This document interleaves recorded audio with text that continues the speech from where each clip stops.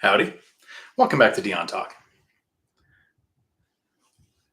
It's interesting when everything we see says there's a crash coming. There's a stock market crash going on. There's going to be a real estate correction. And I was actually quite a bit frustrated yesterday. Luckily, I'm getting on with Michael Zuber from One Rental at a Time tomorrow and going to make some videos on some things I saw uh, online this morning. I saw a video that was literally full of the most backward logic I could imagine when it comes to real estate and what's going on. And the video had 128,000 views. And so it's a bit frustrating when it seems like people are looking for a reason to not take action. So I thought I would make a video today. This will be a nice short live stream, like my usual Tuesday ones, which last until the questions stop. So somewhere between 2 and 4 hours, depending on how good the questions are. Interest rates are going up. The idea is the Fed wants to curb inflation. And in normal times, inflation happens because money is cheap. So people can borrow, so there's a lot of growth, which causes inflation. In my opinion, that's not actually what caused inflation this time. What we had this time was supply chain issues, increasing the cost of things, people being paid to sit at home on unemployment, extra unemployment, extended unemployment, stimulus. In Washington State, where I normally live, right now I'm in Florida, but in Washington, people were being paid $75,000 a year to sit at home on the couch. So people had to basically be bribed to return back into the workplace. Starting wages, even though the minimum wage didn't really change too much, the starting wage to get people just to show up for work is over $15 an hour in most places, even for things like fast food. Places like McDonald's were paying $100 or $50 if you would just show up for an interview, which I understand because I run a truck driving school. And we were actually just talking in the management chat about how many people set up an interview and then just don't show up, literally ghosting the interview because they have to check off some box saying they're applying for unemployment. So this is the place that they tried to work at. And then they don't show up because we might hire them and then they wouldn't get their unemployment anymore. So we have this inflation going on while we have a supply and demand issue with housing. There's an image I'll put in one of my edited videos. I'm not tech savvy enough to get into a live stream, but decade by decade, the number of houses that we've built in the last 40 or 50 years is continuing to grow, except for the last decade. It's literally a fraction of what we did the 10 years before. So we have a supply issue. We're not making as many houses, which is one of the things that came up in the video this morning that kind of bothered me. Was the guy said there's a massive flood of inventory that is coming because builders aren't going to be able to sell their houses because rates went up, so people can't buy them now. So they're going to have to lower their prices value by 50%. The lack of logic there was stunning. And then he also cited this city in the middle of nowhere in California called California City. And it is literally a city that was built, infrastructure, and then nobody bought houses there. So the city sits empty. And he says that's why housing prices are going to crash. And luckily, I'm from a little town called Rosamond, which is close to California City, but not that far out in the middle of the nowhere desert of the Mojave Desert. The reason California City didn't do anything is because there was a really big false advertising scandal that went around like in the 80s. And the whole town was basically sold to a mining company that never developed it. So it's really bad to cite that city as builders aren't going to be able to sell their land or their builds when there is as much demand as there is, especially when we see things like in this last week, stocks, red across the board. Meet Kevin's channel's having a field day with that. When people see fear in stocks, they turn to something that's more stable, like real estate. So there's massive demand. People have money to deploy from the last 2 years. And the biggest shift from the pandemic, people can work from home. So instead of sitting in a city and paying $3,000 or $4,000 a month for a crappy little apartment, people can move pretty much anywhere and work from home. I actually met with a guy today, Bill. It's not that he was in a city living in a crappy little apartment, but he can work from home, which meant he could move home where housing prices were decent and he can actually buy a house. And comparatively to what he would have paid living in a city where he would have had to work before he could work from home, the price is much better. So there's a ton of demand that isn't going anywhere. There are a lot of investors who watch content like this that are looking for the next great deal. So we're not going to see a massive price correction. And Michael Zuber gets this right, just based on his knowledge, that it would pretty much be impossible by the end of this year for us to see a price reduction. We're going to see a crash in transactions as some people lose the ability to qualify for the amount of money that they were looking to spend. So they're going to have to adjust their target area, maybe expand their circle into places that aren't as a high cost of living area, or stay where they're at longer because they don't want to sell the property that's got a 2 or a 3% 30-year fixed rate debt locked in, because now they want to move to a bigger house, which would cost more, at a higher rate, which would cost more. So they're going to stay in their house, eliminating their sales transaction and their purchase transaction. So hopefully people understand when we see a lot of videos that are accurate that call for a real crash, they're talking transactions, not price. So as an investor, what do we do when prices continue to go up and rates increase, which increase the cost to us as a buyer, and rents are lagging behind? Rents are going up. And last year and the year before, we saw rents skyrocket because wages set rents. Wages actually set prices too. And we're seeing record wage inflation. So part of it is people can move wherever they want and purchase. But a lot of that increased rental demand too, because there were a lot of people who worked for companies like Pinterest in San Francisco, pays $89 million to break their lease, gives employees $20,000 to relocate. But people aren't sure that in a year or two, things might change. And then you go back to being called to work into the office. So a lot of those people were renters who are now realizing we're not getting called back to the office.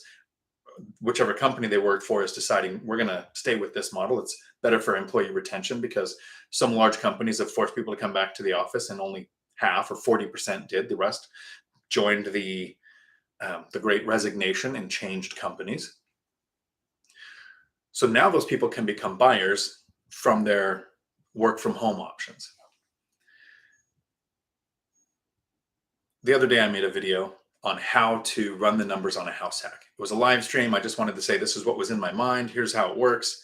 And really what I did is I said, here's how you run the numbers on a rental. And then when you run the numbers on a house hack, you remove the elements of a house hack to where you're basically running the numbers on a rental. It's pretty much what I'm doing here with this video. As rates go up, as prices increase, we do the same thing. Continue to save. Every time you save money, you increase your options. You have more money for down payment, closing costs, immediate repairs, and those reserves that lenders are going to want you to have. As you save money, more and more options open up to you. As your savings gets large enough, you have more options, like maybe doing a BRRRR method instead of an investment, maybe doing an investment property instead of a house hack. You have more options open to you. So that never changes because we're always saving while we're looking for the next deal. It might take longer as there's transactions that decrease. You're going to continue to work on credit, always with the goal of getting to 740 or higher so you get the best rates and best options, especially when lender fears start to get higher than they are now. They're going to be more strict on their lending options. So you want to have your credit as high as possible.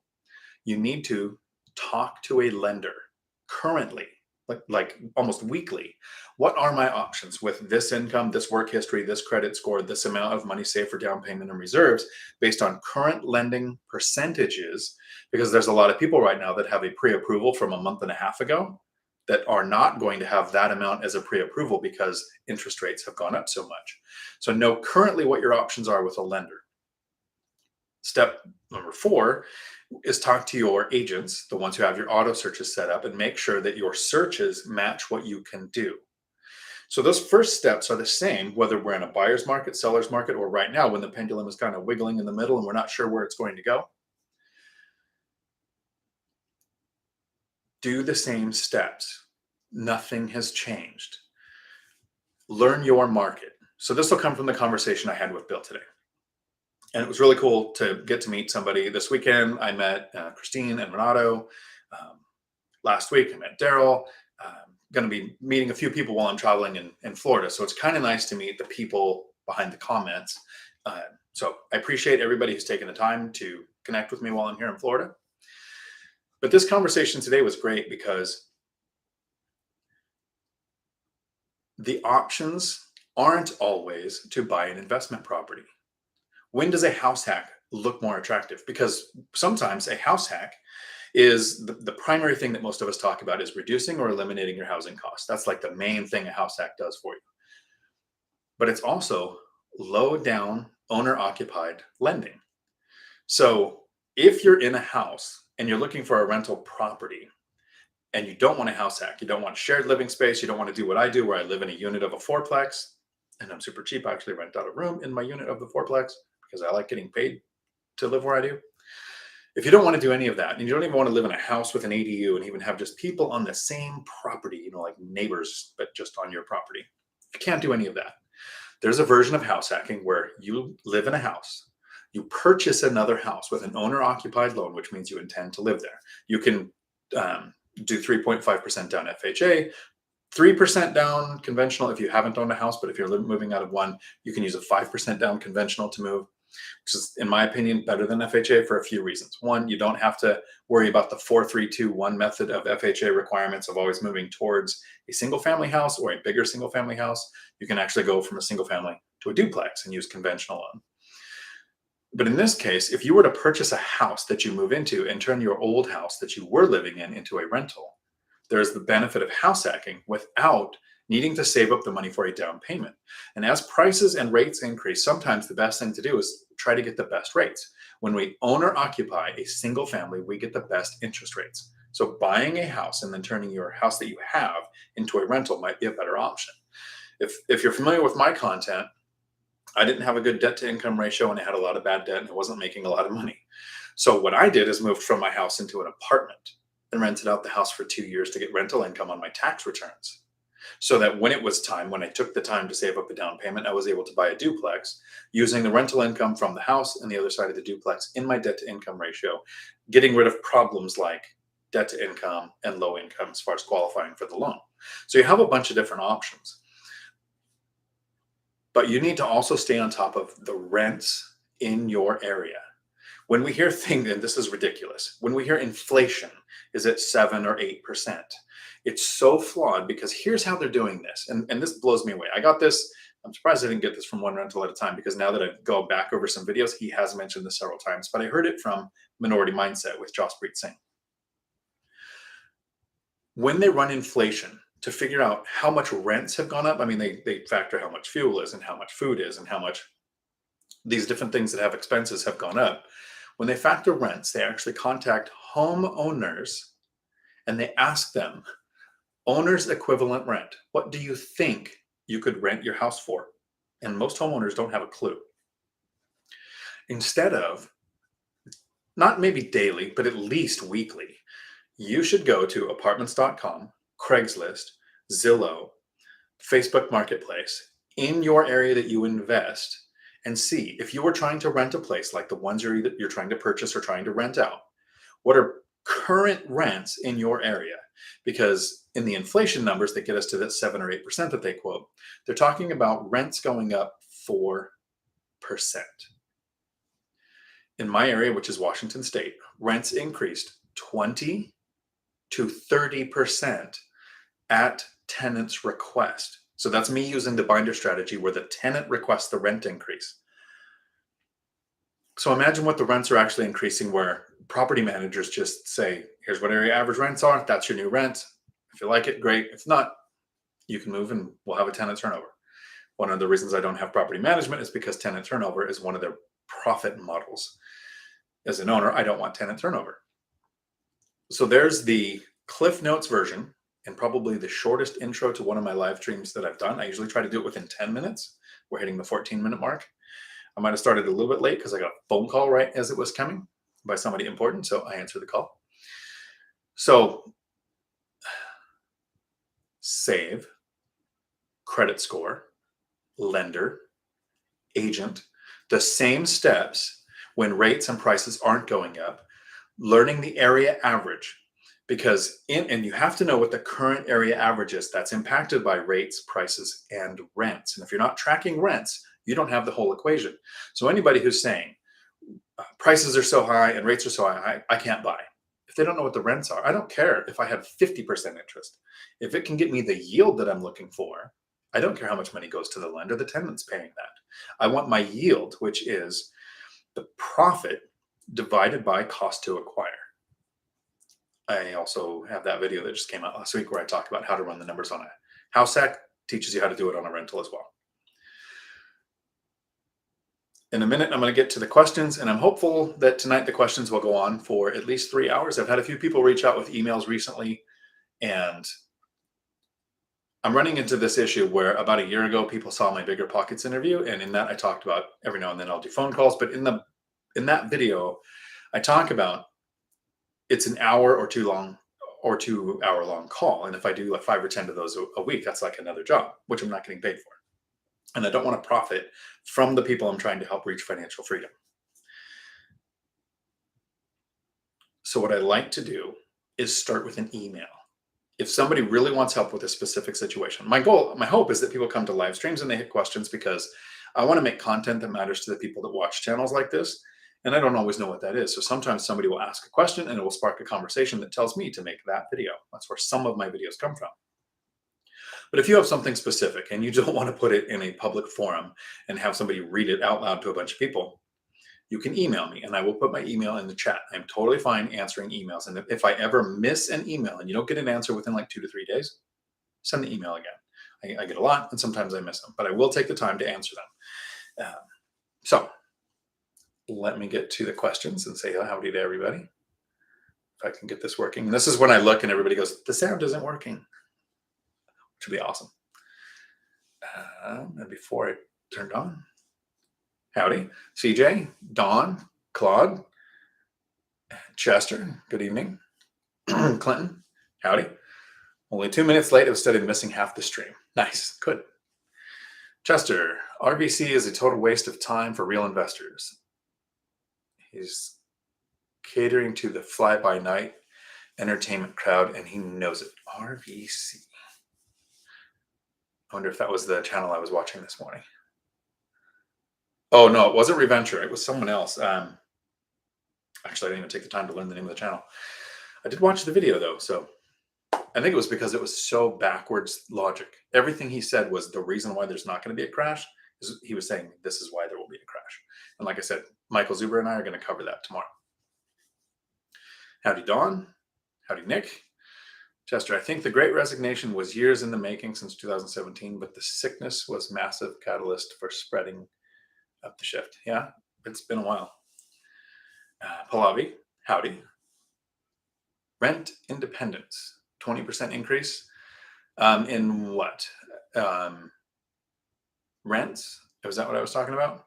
Oh, I'm easily seeing a 20% increase in rents at tenants' request. I think the smallest one was 20%. Most were 25 to 28% based on the numbers, where they were at, what they requested the change, and how that work factored into the numbers, if that's what you were talking about. Good question. Howdy. And Rutledge. So here, we always see things from our own perspective. I do buy and hold investing, small multifamily. I've house hacked twice, right? So my plan is to buy and hold forever, basically, until death do us part. Never pulled it off with a marriage, but I'll do it with some properties. So I see it from my perspective. I think wholesaling isn't going to be impacted too much by rates and prices, because the goal there is to find a motivated seller and somebody who will buy it for what it's worth. That shouldn't be impacted too much. Flippers, if you take them completely separately, prices increasing have been your friend. You buy a flip, if you need to do any repairs, if there's delays because of supply chain issues, or whatever your problem is that makes it take longer for you to get the flip done, worked out in your favor. Because if it delayed you a month or two, there was actual appreciation in that month or two that made the deal better. Raising interest rates, that can really negatively impact a flipper. And this is where 2008, a lot of them got in trouble because rates were going up. You need to be really conservative in your numbers, and flipping is not something that I do. So I'm probably going to be reaching out for somebody who does a lot of flips. I actually met with a gentleman recently that has a portfolio that was really close to the size of mine, but he also does flips, and we're going to be doing some videos on his flips. because like Michael Zuber, he's never done self-management. So he has, me come and teach that portion of the course. He's never done house hacking. So Matt, the lumberjack landlord, teaches that part of the course. I've never done a flip. So I don't think I'm the best person to say. I just know that prices going up are in a flipper's favor. Interest rates can impact your ability to find the right buyer. And that's probably going to be one of the questions that I ask with the person when we make the videos. So.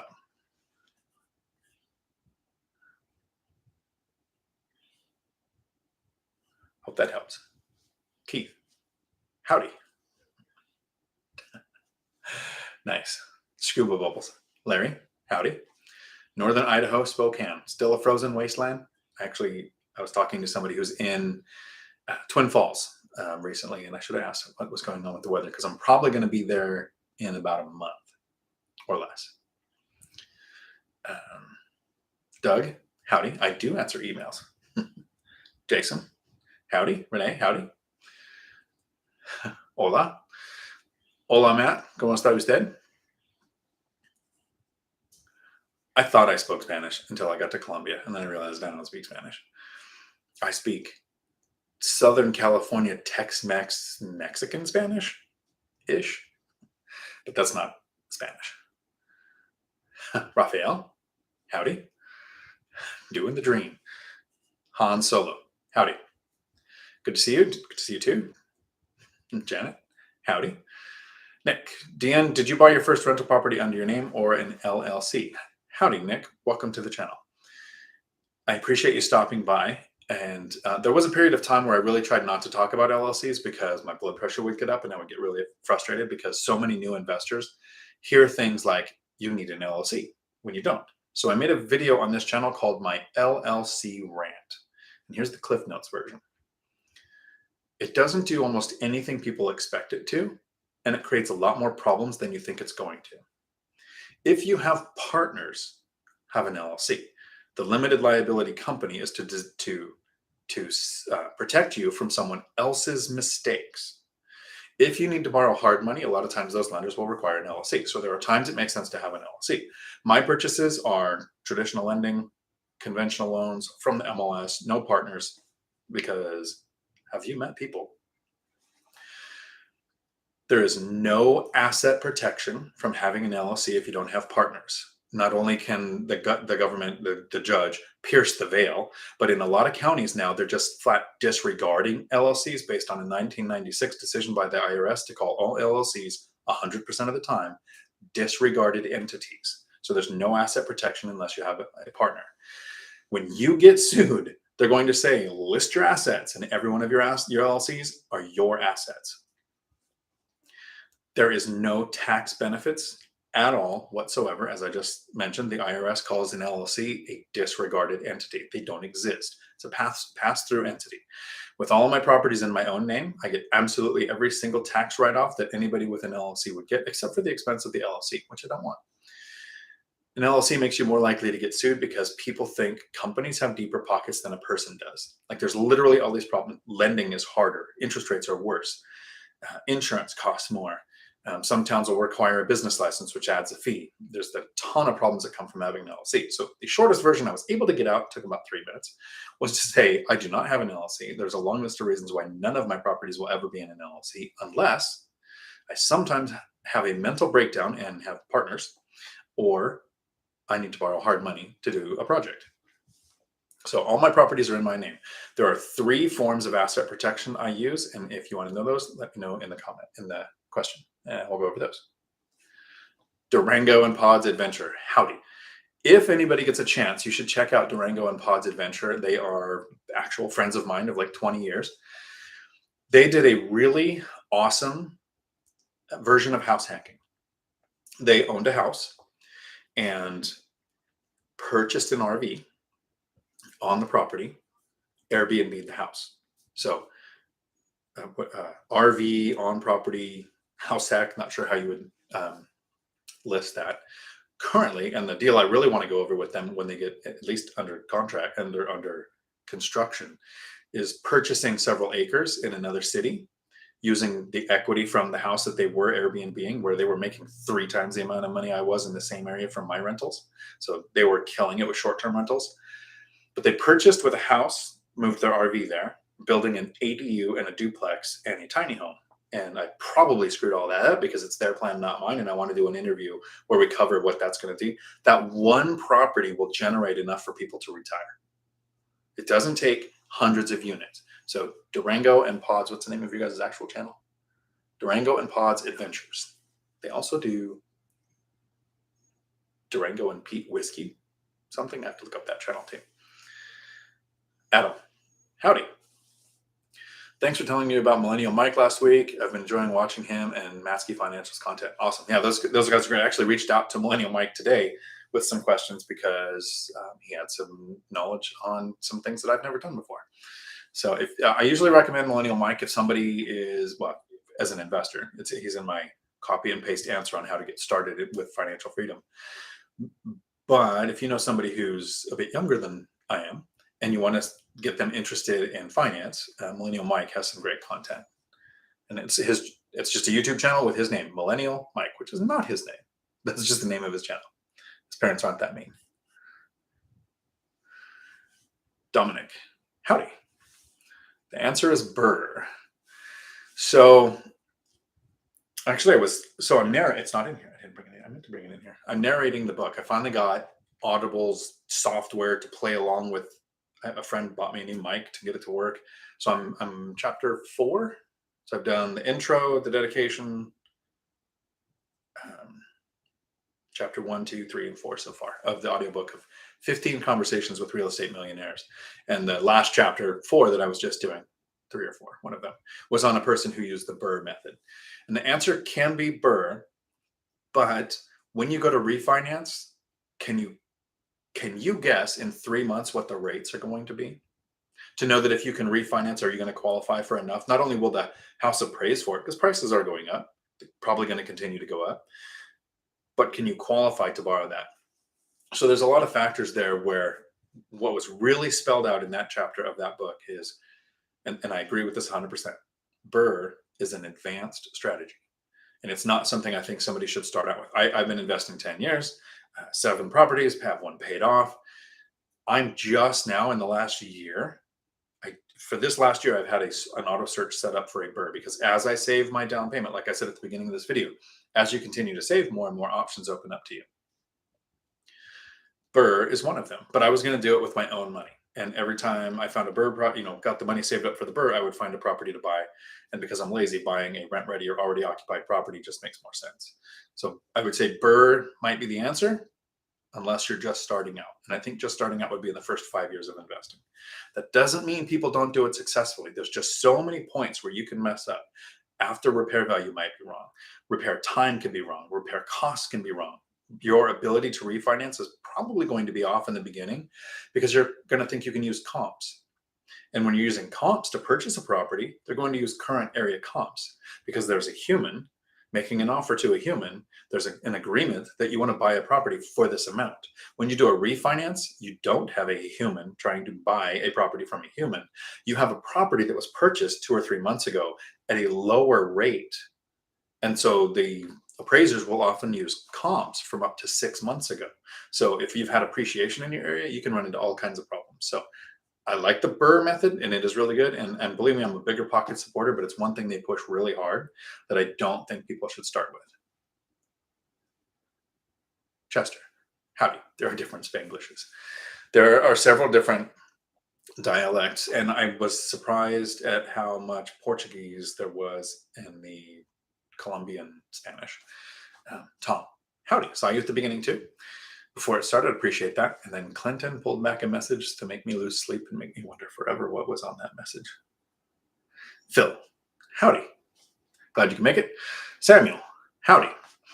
Do you have any recommendations for in-person meetups in the Tacoma Silverdale area? I do. There is a group called Tacoma Fi, just Tacoma FI. We meet once a month on the first or second Tuesday. It'll be in the Facebook group. So Tuesday evenings, and I think they were trying to set up a weekend meet too. And we usually meet in the Tacoma down to Parkland kind of area. It's not really cemented in where we meet. but it's local investors. And one thing I really don't like about some meetups is they want to pitch you something. They want you to listen to a lender who then gives out brochures, or they want you to listen to, something like that. What I really like is the Olympia REI group. Cody Davis is going there tonight to talk about his strategies and how he does it. He's not selling anything. He's there to help people learn. So ours is like that. It's just a group of people that get together. We share ideas. There probably are some other ones that might be a little more organized, but they tend to be those ones that show up at, some kind of place that's selling something, which isn't a bad thing. I just prefer to go to ones where it's just investors I'm still learning. I just want to share what I've figured out with other people. And I really appreciate the people that are taking the time while I'm here in Cape Coral, Florida, saying, let's go grab lunch. I have a rule. Don't buy lunch for me. I want to buy lunch for myself. I don't want to take money from somebody. Who's calling me during a live stream? Why would they do that? I don't want to take money from somebody I'm trying to help reach financial freedom. I would feel like a complete hypocrite. I will do things like, and I'm transparent on this. I'll do things like, hey, here's the locks I use on my rental properties, right? That's the actual locks that are in my rental properties. There's a link down below. And if you click on that link and you buy the lock, I can make a little bit of money, right? Like, I'm okay with that because it's not costing you anything more. But I really like meeting people in person. When I had that conversation with Bill at lunch today, we were solving some problems for an investor that gave me things I've said in videos before, but it brought it to like top of mind awareness. And that only happens if you get in the room with other investors. And it's really hard to find people who will have these kind of conversations. One of the reasons why I do the live streams is I want to help other people reach financial freedom. But this is me getting to interact with people who think in the same terms, who think in cash flow, return on investment, house hacking, financial freedom, make work optional, all these concepts that when you talk to somebody else and you just accidentally drop something like make work optional, they don't even have the grammar to understand what we mean by that. So I really recommend going to local meetups. Good place to find handymen, have a good list of handymen to call. You can find lenders there. What I really like about finding handymen at a local REI meetup, which I've done, is you get a face-to-face, like this person has used them and here's their work review. Like I have one handyman that does amazing work, and somebody that used him said, every now and then you're going to get a bill for something and it's going to seem a little bit high. And that's because something happened that made it harder than normal, and they just include it in the price. But then on other things, you're going to get a really good deal.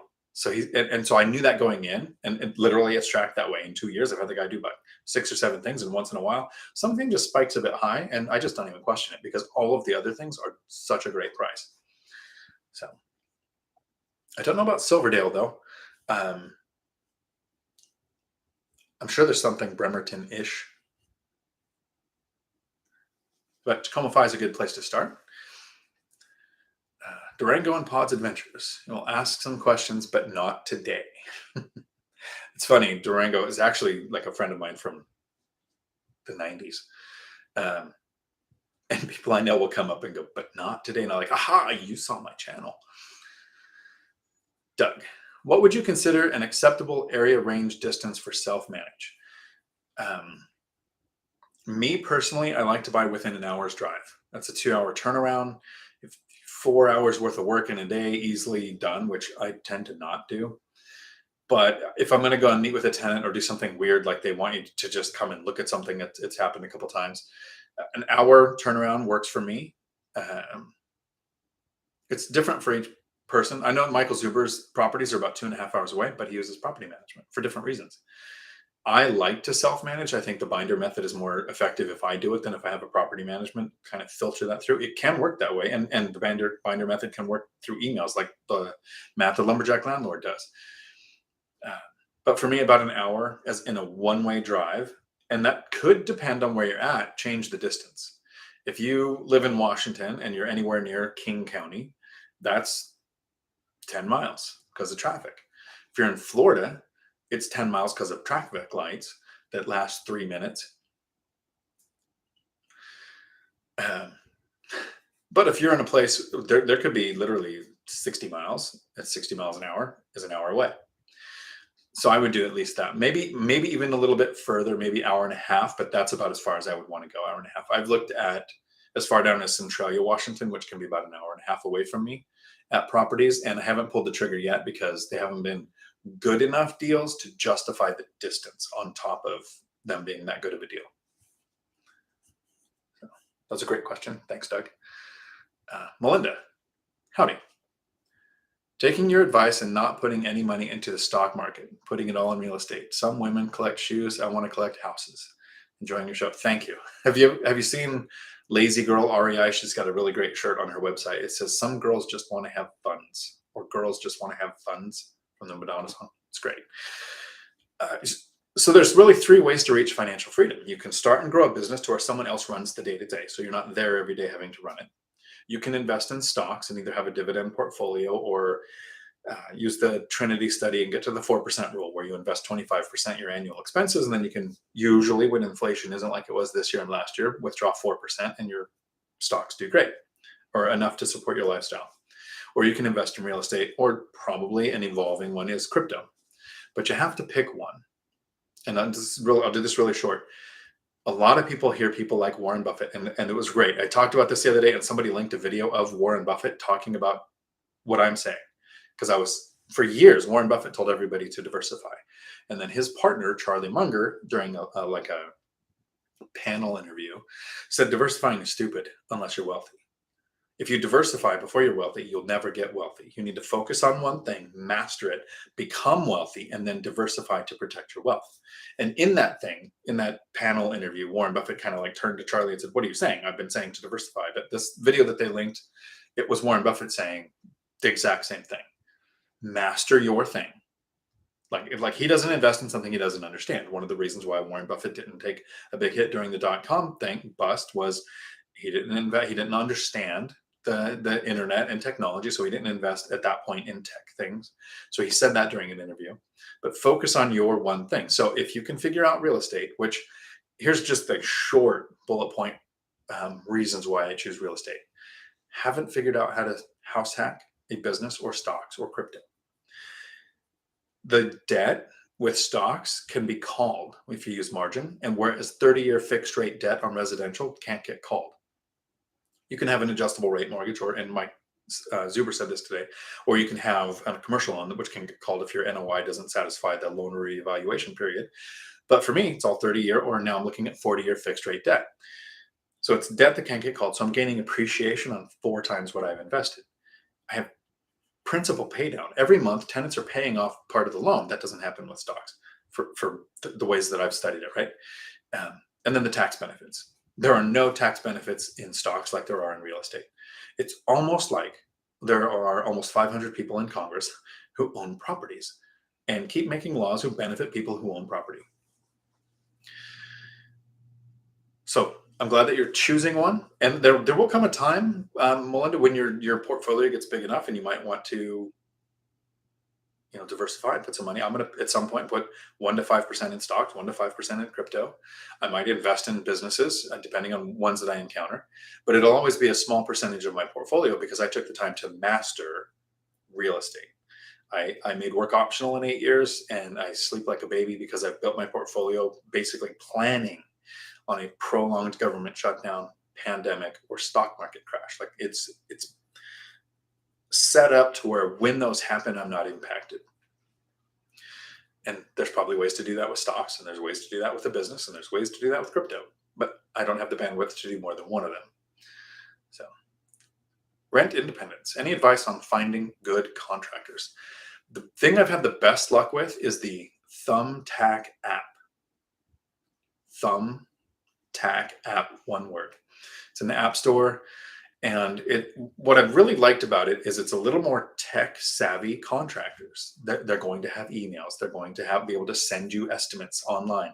It's not the person who shows up with the ratty clipboard that he's had for 20 years, which doesn't mean he's a bad contractor. But I want to be able to communicate while I'm in Florida with a contractor. I want to be able to go to Thailand and communicate. Have a fence built while I'm in Colombia at one of my rentals, all through Thumbtack. Great place to find contractors, get quotes, and read reviews. And the real strength to it is that contractor knows I read reviews to find them. And when the project is done, I get to leave a review for the contractor. I've never had chronology issues. If there's been a delay, there's actually been a reason for the delay. I've never had any problems with the contractors that I found through the Thumbtack app. So hopefully you have good luck with that. Word of mouth probably doesn't hurt in your local area. There's probably people who have good reputation and bad reputation. But if you're like me and you travel a bit, you might not be there to do word of mouth. Karen, howdy. Hi, I love the content and appreciate all you do. Have you ever wanted to purchase a property with tenant in place, but after you saw how they treated the property, that you did against it? Great question. And for anybody who's wondering why I literally read every comment, is because I know that somewhere in Futureland, somebody is watching this video with the app closed while they're driving down the road. And it's my job to keep you awake right now. So look out. But I want people to be able to understand every single thing that I read, in case they're not watching the screen. So I purchased a duplex that had a hoarder in it. And I just figured, okay, that's going to be a gut remodel. The drywall's probably going to be rotted. Floor's going to be rotted. Going to have vermin problems. So contingent upon sale, I said tenant needs to be notified to move out. So I was purchasing it with them agreeing to move out, found out from the tenant they were moving out of state anyways during the inspection, which I did not go in, and the inspector could only see a little bit going in. So I just kind of figured if I have to do a bunch of repairs, which I would add that cost to my cost to acquire, I don't care how a person's going to take care of the property. I don't live in there. I have a friend who has 30 rentals, completely financially free, used to run a real estate office. I have a lot of respect for the guy. He's super smart.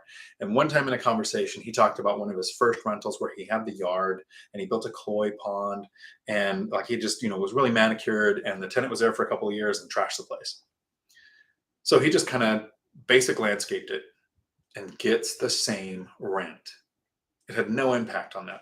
So I wouldn't really care how they're taking care of it. I would care about noise complaints, neighbors complaining, too many cars in the lot that could cause, complaints from the city, something like that. But as far as inside the building, I don't really care. The hoarder thing was an issue because I thought there was going to be all these repairs, and then happy ending of the story.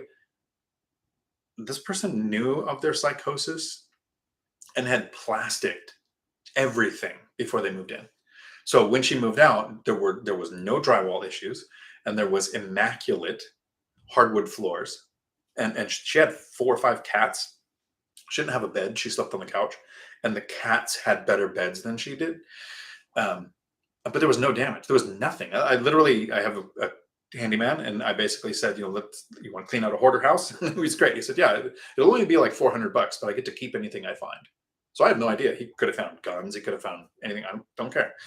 He cleaned it out, did a great job. And then I had him resurface the hardwood, and he made good money there. So I don't know that I would back out of a deal because of the way current tenants handle it. And I quote the lumberjack, it's just math. And now I'm going to quote my brother. Plan on somebody trashing your property. Literally somebody poking holes in everything, pouring cement down the drains, whatever they can do to trash it. Plan on it. It's going to happen. When it doesn't, you're happily surprised. And when it does, you're ready for it. You have the reserves to take care of it. Because I'm not going in there and taking care of cemented pipes. I have somebody else going to replace the pipes. I have done drywall work, but I would have somebody go do all the drywall work. It's just math. Will that cost to make it rent ready get me the return I'm looking for? That was a good question. Thanks. Clinton, since you were going to buy in Phoenix metro area, what was your thoughts on the Phoenix market? Had 50% plus drops a couple of times in history. Most of the properties I'm looking at are alligators. Well, I wouldn't buy an alligator no matter what I expected to happen in an area. I know that Phoenix area has been growing exponentially, and they're literally building a city west of Phoenix. It's a chip city. They're putting billions of infrastructure in there. So I would feel confident to buy there, but I wouldn't buy an alligator planning on future growth. I would expand my circle out into maybe outside of metro to Chandler, Glendale, the different areas until you got out far enough, Mesa, until you find a place where the cash flow makes sense. But there are a lot of people who were moving there not just because in the past it's been, it's better for health. So when you get close to retirement age, you move to Phoenix or Florida. Now it's actual political views are telling people this is where you want to live. People want to move to Idaho. The cold weather, tell them move away from Idaho. So now people who moved from one state to Idaho are also moving to Arizona and Florida. Um, so 50% drops a couple of times in history can happen anywhere. It's probably not to the extent of something like where you have Detroit and car manufacturers move away. But would a property value drop hurt you? Flipper, yes. Wholesaler, yes. Um, if short-term rentals go away and you don't make money as a long-term and you make it an alligator, sure. But it wouldn't bother me at all if my property values dropped by 50% tomorrow. Net worth is just something that's fictitious, and I do need to make a video because I got this question the other day. So if anybody doesn't understand this, let me know in the comments and I'll explain it here. The question was, Dion, you often talk about having a net worth in the millions, but then you also talk about having $1.8 million in debt. How can you have a positive net worth but have $1.8 million in debt? So I'm going to need to make that video. Rents could drop 50%. And now I would start to be worried, right? I've never seen it in my lifetime. I've never seen a 10% drop in rents in my lifetime. But I've staged my portfolio to where a 50% drop in rents has it to where I'm still not pulling out of pocket to make payments. I would be more worried about rents dropping than market dropping.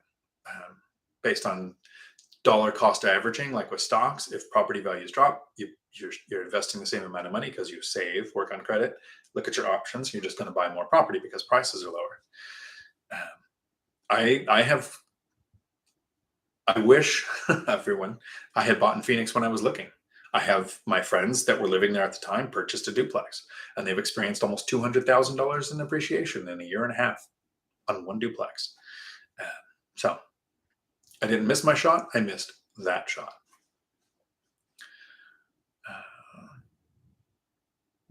Dawn, howdy. Receiving the appliance packages for your new duplex, so got to jump off for a bit. Cool. Okay, awesome. Daniel, howdy. The famous Daniel. How goes it? Looks like Florida is treating you well. It is. I'm not sunburned at all. I'm getting pretty lucky with that so far. I went for a drive the other day in a convertible and put the top up because the sun was out a bit much. Cool. Joey, howdy. Thanks for doing this live. I believe you've talked about cash out refi versus HELOCs. I believe you're in favor of cash out refi for most cases. What scenarios would you support using HELOC? So I do have a video on my channel called Cash Out versus HELOC, but I don't have a preference of one over the other. There's a first question that happens before you do either one. When you decide to do either one, it depends on your situation. If you need debt that you can pay off quickly in a couple of years, a home equity line of credit sometimes makes more sense because you're only going to pay interest on the amount that you use. The origination fees can be better. With a refi, if you have an existing home mortgage with an interest rate from 2018 and you were to refinance in 2020, you would want to do a refinance that refinanced the amount that you owe and then pulled out money because you were going to be getting a better rate. Right now, if you have an interest rate from last year of 2 to 3%, and if you were going to do a refinance, it was going to be at 5 or 6%, you would want to do a second so that it doesn't touch that first mortgage and it's just another refinance, which is 30-year fixed rate debt. So HELOC is more for short term, refinance is for long term. But the first question before you do either is, do you have a place to deploy those funds to get a better return that justifies more debt on an existing asset and probably the debt created on the new asset? I don't think anybody should take out a home equity line of credit or cash out refinance for liabilities. Like, Dan, putting a deck around your house and putting in a hot tub. I would pick on you more, except you're killing it. You're up to like 9 units now. You're retiring in August, so you know what you were doing. But I'm still going to pick on you using a HELOC to add luxuries. But you know what you were doing. So cheers. So hopefully that helps you understand. It depends on your situation as to which one's better. And then the use of the funds that justifies the debt on the asset. Bang. Howdy. Need this knowledge for Canada. There is a channel I was on called A Canadian Investing in the United States. So he invests here in the United States, but lives in Canada. I'm surprised I keep hearing on other YouTube channels and in the news that everyone is saying, what's your president's name? Trudeau has a bill coming out or a law coming out where foreign investors can't invest in Canada for 2 years. And everyone is talking this like it's news. Well, 2 years ago, they did the same thing. It's been going on for 2 years. It's just doing it again. You guys' prices are crazy high. It's almost like the entire country is Los Angeles. But yeah, so a Canadian investing in the United States. Joey, doing HELOCs toward down payment for property investment. You mean, right. Okay, so you have a place to deploy it. Here are a couple things to consider quickly with a home equity line of credit. If you get a home equity line of credit for $100,000, they're going to factor 1%, so $1,000, is that right? $1,000 a month into your debt to income ratio, because 1% you could borrow that amount of money. And while you set up the $100,000 and you're hunting for the property, there could be something that changes lender fear and they could cancel it. An example is Matt, the lumberjack landlord, had a line of credit for $75,000. He had used $25,000, which meant he had a 33% credit utilization on that loan. Lending fear changed and they canceled the home equity line of credit or the line of credit or whatever it was. It didn't mean that they called the $25,000. He didn't have to pay that. He just had to make the payments. He no longer had access to the remaining $50,000. And Matt, correct me if I ever get this wrong, because I'm trying to remember as much detail as I can. But it instantly changed him from a 33% credit utilization on $75,000 to 100% credit utilization on the $25,000 that he had left. So there are some things that can change with that. When you sign, oh, it's fixed rate for 10 years, yeah, everything could change tomorrow with the lenders because it's their money. Okay. I see more questions are coming. I really appreciate that. It's actually not easy to do a live stream for 4 hours like last week. So I appreciate when good questions show up because we can keep going. Keith, howdy. Supply and demand are still tight in your market. Listings from 2020 are down 85%. Do the numbers 200,000 people in your market and 435 MLS realtors and only 705 listings. What a squeeze. Right. So where is the massive supply going to come from in that? I don't want to be insulting because the video had over 100,000 views. So somehow people really want to watch the content. But it was talking about housing prices dropping 50% this summer because of a massive surge in supply. I would love to see any kind of surge in supply. I am excited about things sitting on the market longer as interest rates go up. So people had projected prices higher than they were going. So it's going to plateau. And when things sit longer, we can do things like make offers that are at asking or below with a reasonable chance of getting the deal. I have 2 offers out right now on properties that haven't sold. And both of the owners keep coming back and asking me if I want to raise my price. And both times, well, both properties, a couple of times each, I've resubmitted my exact existing offer at where it was because that's where the numbers made sense to me. And if interest rates go up again, those offers are no longer going to be on the table. Khalid, howdy. Any plans to come to Denver? I would have liked to come to Denver for the BiggerPockets. What are they doing? Boot camps in person that they have going on right now. But I wasn't selected for that. So I would have went to Denver. I went to Denver last year for the Renaissance Fair. I'm a nerd, in case you didn't know. I mean, it's literally a D&D map on the wall behind me. I don't know about going to Denver to buy. I went to, was it Colorado Springs? Or somewhere. And we went to Denver. We went to several places around there in June. And there was a hailstorm that destroyed most of the cars. So I think our company didn't look at putting a truck driving campus there. Um, yeah. Julie, howdy. You don't like people buying anything either. It's weird. I don't like people buying me. Yeah, I don't like people buying me anything, especially since the content is to help people reach financial freedom.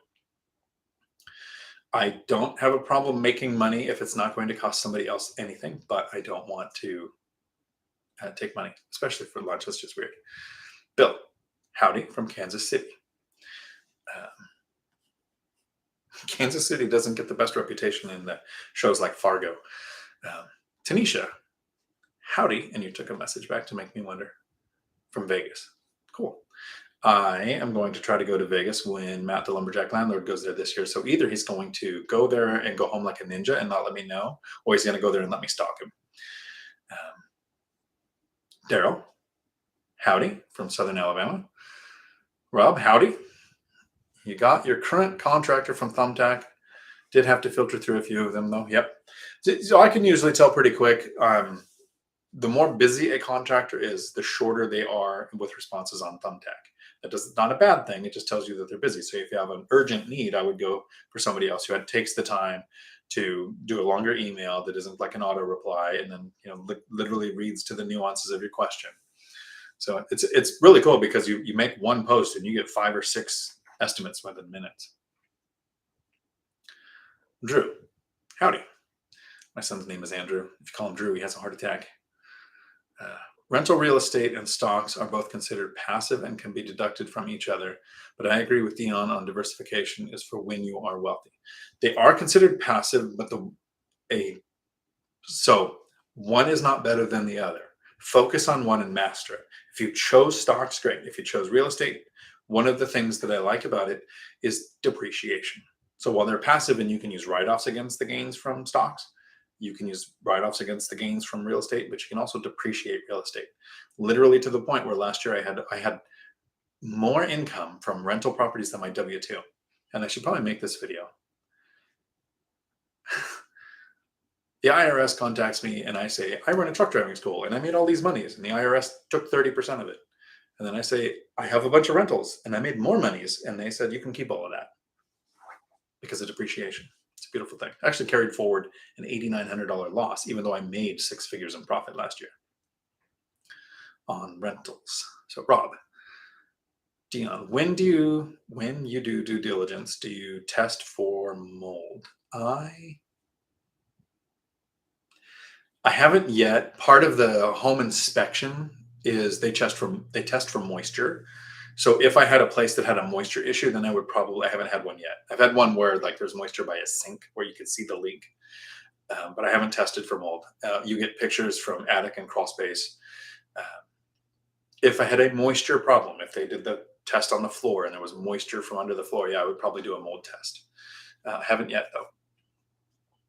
Drew, Dion, did you know that the 10 property limit from banks can be doubled if you use your spouse's name? Husband 10 properties in his name, wife 10 properties in her name, 20 properties. Yes. But be aware of this.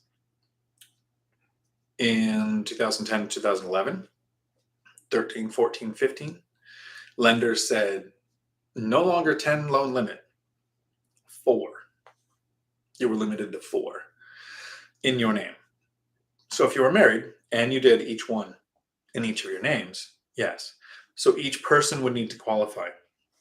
So if you have a stay-at-home person or one person's income is very different, you can't double the number of loans you can have in your name by doing that. So it's a good strategy, but we're kind of coming on the 6 or 7 year of when you can have 10 mortgages in your name. Because here's the chronology on mine. When I first started investing, you could have 4 mortgages in your name. So I got to 4 mortgages. And then I focused and paid one off. My idea was I got to 4, I'm going to pay one off. Then I'm going to get another one, and I'm going to pay it off, and I'm going to get another one. But I paid one off, and then they raised the limit to 10, and interest rates dropped by 50%.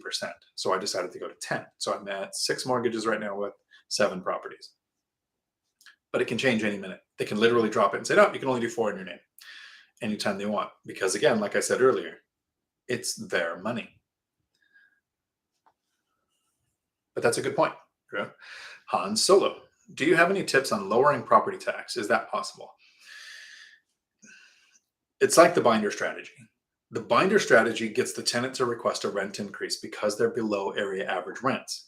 A smart tenant can use the binder strategy to lower their rent if their rent is above area average rents. If your current property taxes are above area average property taxes, you can argue it. My brother has done it successfully. There are some attorney firms out there who will argue your assessed property tax and then they get a portion of any reduction that they get. Uh, I haven't looked into that. Don't know if it's the best way to go because I don't know if they also have fees or if it's they just make that. Kind of like an example for veterans. There are some law firms out there who will resubmit for your service-connected disability, contingent on you're not paying them anything, but they get 25% of any back pay you get.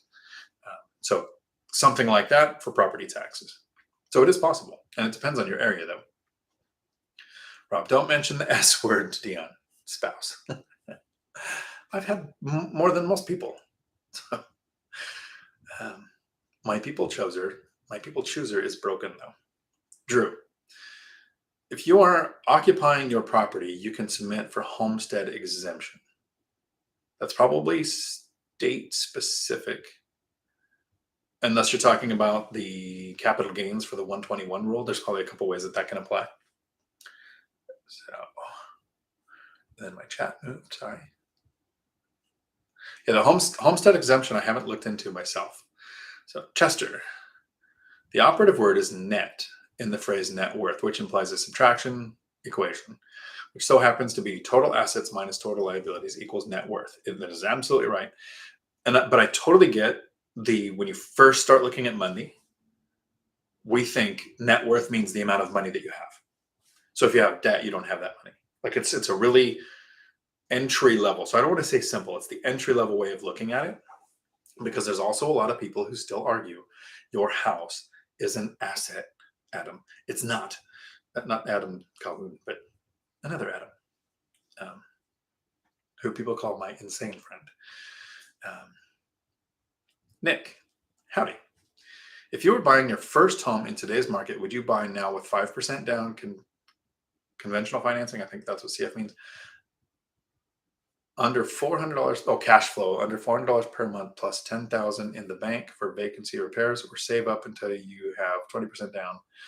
So I would do the lower down payment. If it was your first house, absolutely. Get on the property ladder. If you have the debt to income ratio and the income to do it, get on the property ladder. The sooner, the better. Appreciation is always going to outweigh principal pay down and your down payment funds. An example, and I'm just transparent with numbers. So it's really hard to share numbers and not say, oh, look, I'm bragging. But last year I experienced $3,000 a month in principal pay down. And I put $100,000 down on a duplex. So the net worth value there, increase of $3,000 a month times 12 is what? $36,000 increase from principal pay down. And then I have $100,000 I put in the property. So that's $136,000, right? Well, the appreciation across my portfolio was over $600,000. So the down payment, it doesn't matter 5 or 20, get on the ladder as soon as you can, because your appreciation is going to be, and you actually have more appreciation with a smaller down payment. You'll sometimes have better cash flow, not always like a yield, but the actual cash flow itself with a bigger down payment. But it's more important to get on the property ladder than to start cash flow. That doesn't mean buy an alligator. Don't lose money. Matthew, howdy. Do you bill back water or electric in your duplexes or quadplexes? If so, how do you do it? I would never bill back electricity. I would find a way to meter it, or I wouldn't own the property. There's too many stories of windows open, heater on, or air conditioning on, because tenant doesn't care. It's your money. Water, I do bill back to some tenants, because in the municipalities where the properties are, only the owner of the property can be the one on the water bill. And I have 1 or 2 tenants where I literally get the bill, we're a month in the arrears, I send them the bill, they send me the money, and so it's always exactly what it is. I have other ones where the bill is about $45 to $50 and I bill $55, so that the 1 or 2 months in the summer when the water bill is more, it balances out over the year towards the same amount of money. But I wouldn't do it with electricity or oil heat, which I don't really have in my area. I've actually only seen one place with oil heat there in Washington. But that's how I do it with the water. And I would really shy away from doing it with electricity unless I was doing rent by the room. And then I would be creative, and each situation would be unique, and you'd have to kind of figure that one out, which I would recommend Todd Baldwin's channel here on YouTube. That's what he does. He buys 6 or 7 bedroom unit, places with a lot of bathrooms, and then he rents by the room. So he's probably got a really good method for how to handle. I think he just does flat rate rent, covers everything, but he would know how to do that. And then he's making way more money than I am doing it that way. So it obviously works.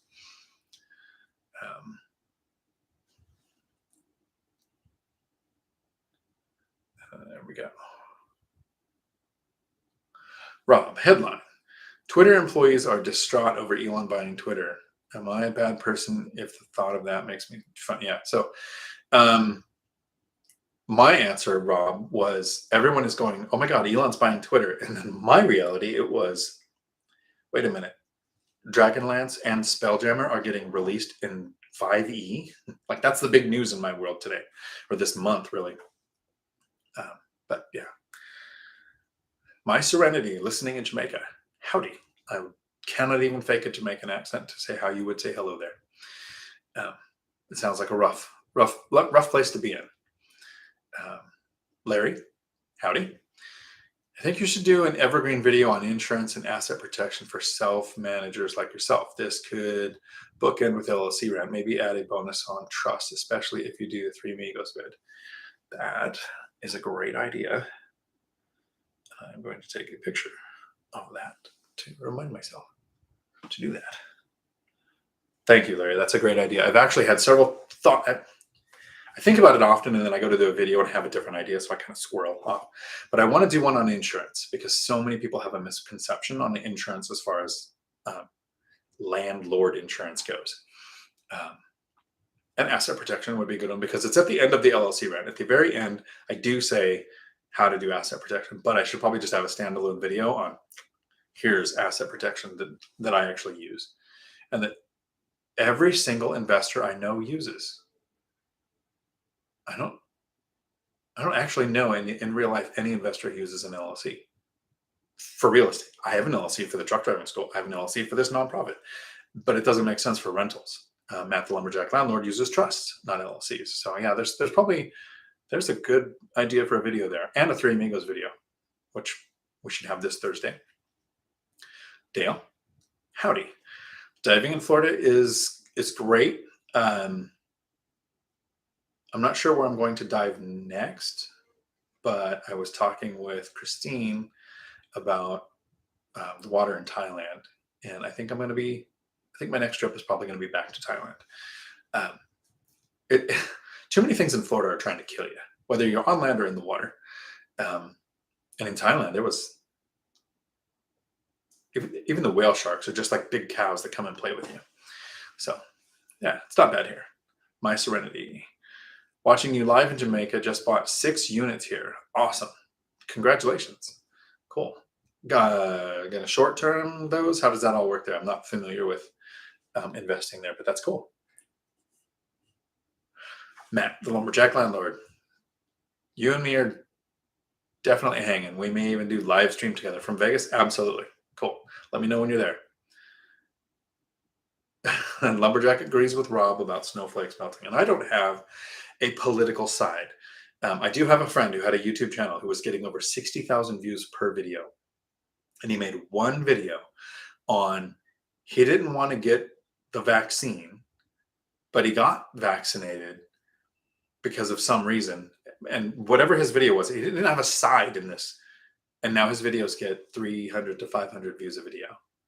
So if you have a political opinion on YouTube, the algorithm will go against you. So while you can make comments, I don't care. I don't have an opinion one side or the other. I think both sides have the same amount of insanity.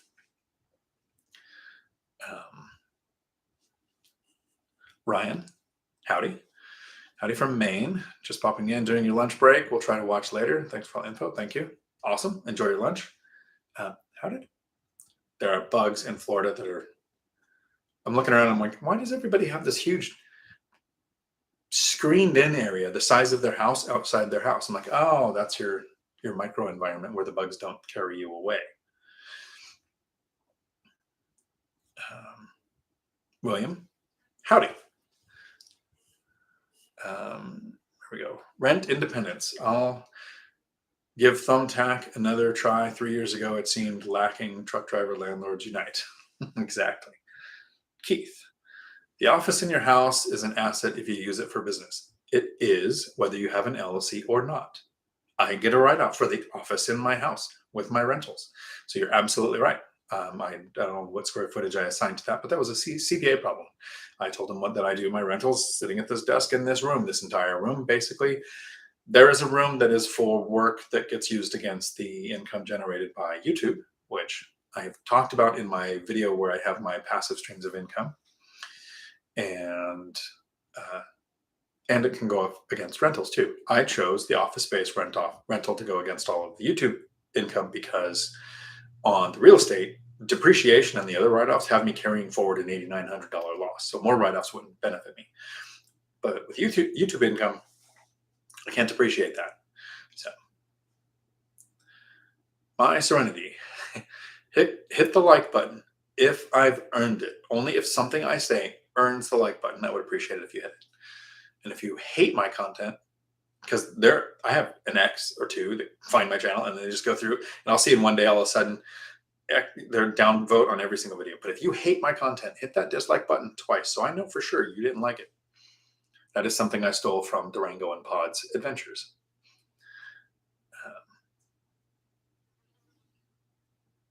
T-Blaze, howdy. Thanks, I appreciate your videos. Thank you. My serenity, Jamaica is an awesome place to be, not rough. Living in Portland, Jamaica is lovely. Oh, nice. Okay, Christine, howdy. It was nice meeting you the other day.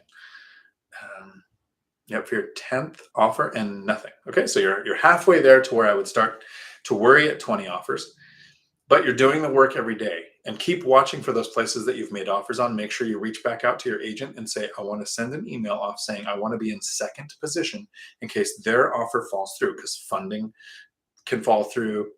They can back out during their appraisal or their inspection period. All kinds of things can change. Almost half of my properties, literally 3 out of 7, I got from second position. Someone else's offer beat me. I say I'm in second position, then theirs falls through, and I get the next offer. So you can do this. T-Blaze, my serenity, you are in Jamaica? I can't tell. My serenity, yes. Currently in the parish of Portland, Jamaica. Rob, Starship Troopers was based on living in Florida. Bugs, pretty much, right? We're, what, an hour in? Is that time for vodka yet? Yeah. Giving people a chance to put questions in the comment section so that we can make this live stream last long enough to be worth it.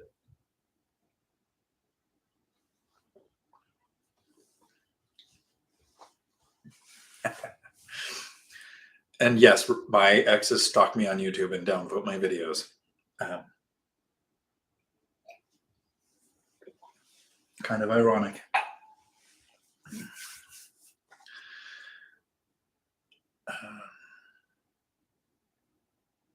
Rob, did you read Starship Troopers? It was very different than that movie. Con, howdy. Just finished softball game, driving home, listening to you. Pretty show. Let me know if you were going to be in Sarasota. Maybe we could link up and grab lunch or something and pick your brain. Voice to text sucks. I agree. Got me there for a second. No worries. Actually, I went to Sarasota this weekend and met with Christine and Renato, and we found a decent Thai restaurant, which I was looking for here. And then we went to the beach. But Florida, on the weekends, beaches are inaccessible. Didn't work out too well. So I don't know if I'll make it back up to Sarasota again. I'm here for another, what is today? I don't even know what the date is. Probably here another 2 weeks, maybe 3 weeks. So you never know. If it's possible to meet during the week, it would be better. On the weekends, I'm just shutting the doors and locking it like there's a hurricane coming because people. Rob, did not read the book, worked in the theater when it came out. Neil Patrick Harris actually came in.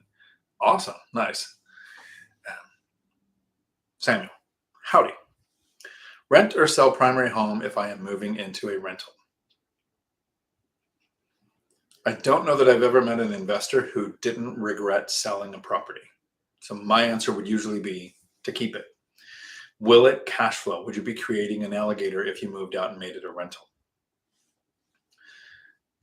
If you sell it, what would you do with the funds? Just like a home equity line of credit or a cash out refinance.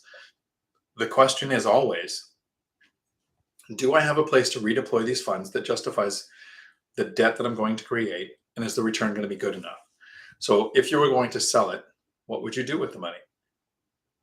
I'm always in favor of keeping it with the goal of cash flow. You don't want to create an alligator, but appreciation, principal pay down, and the tax benefits that come from depreciating that property now that it's a rental and not your primary house anymore. The benefits to me are always in line for turning it into a rental. So I would definitely, that's the way I would lean. Don't know enough of the details, but that's the way I would go.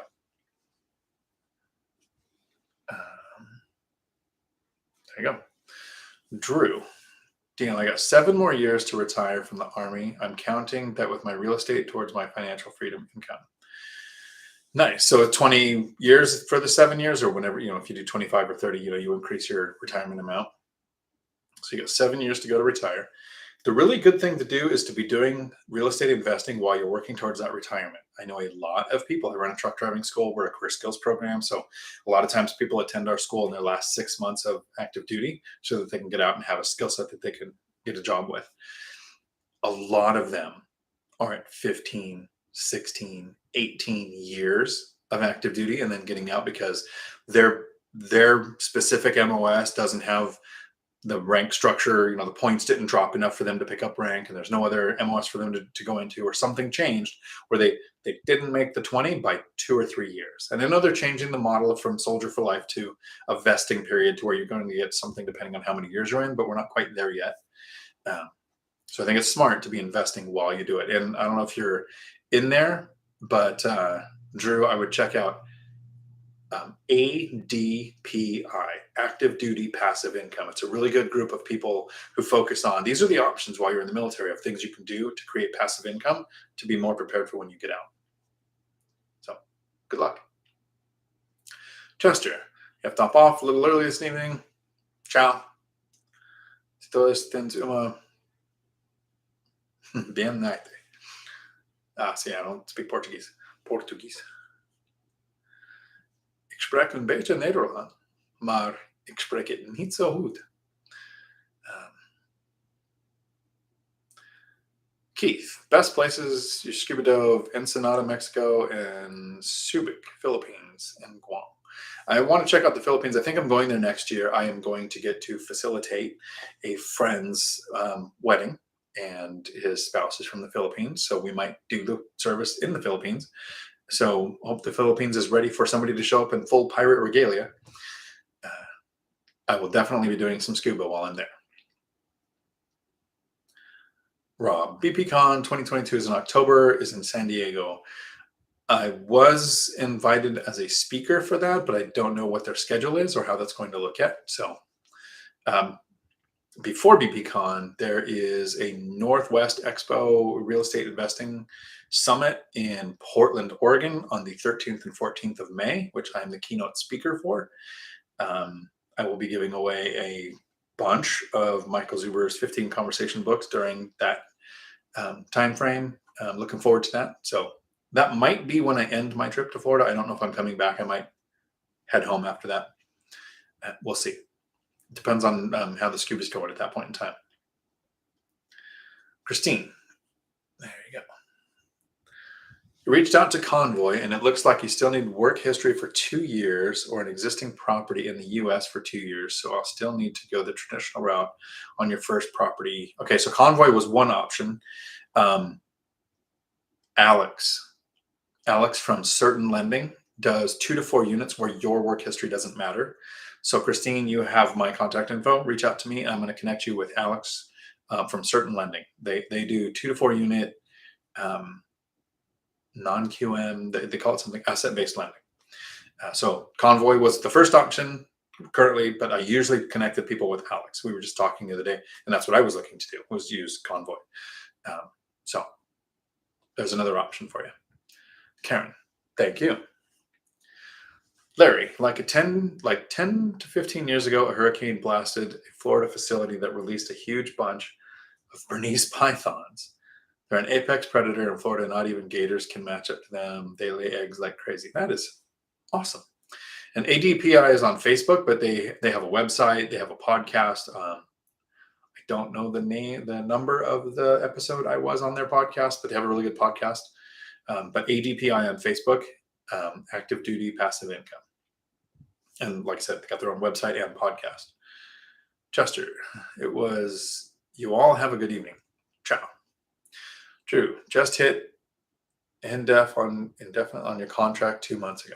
Okay, cool. Rob, you're going to BPCon 22. I'm supposed to be a speaker there, but plenty of slip, took a cup and a lip, so we'll see what happens. Ingrid, howdy, Netherlands.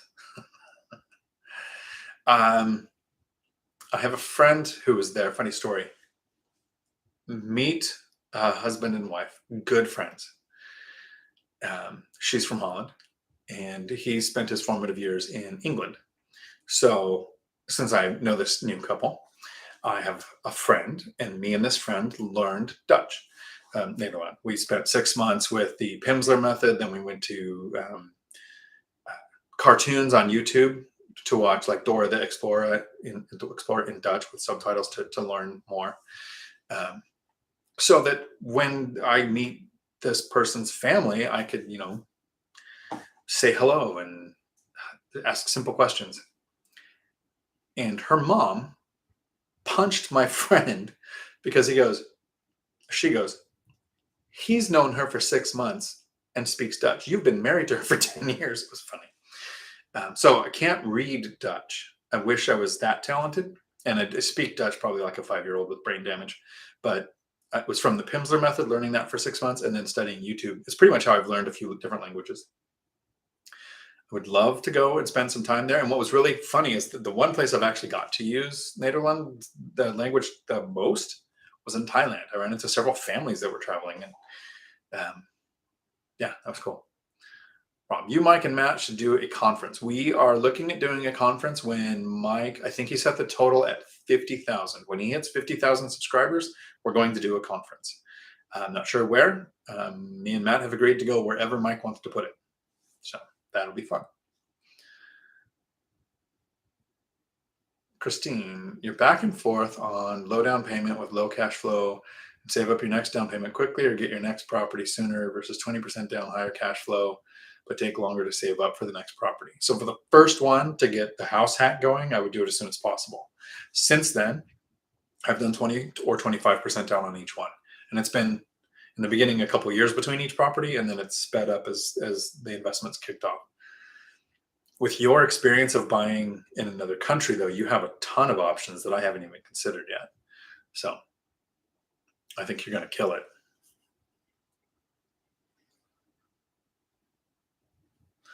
Samuel, howdy.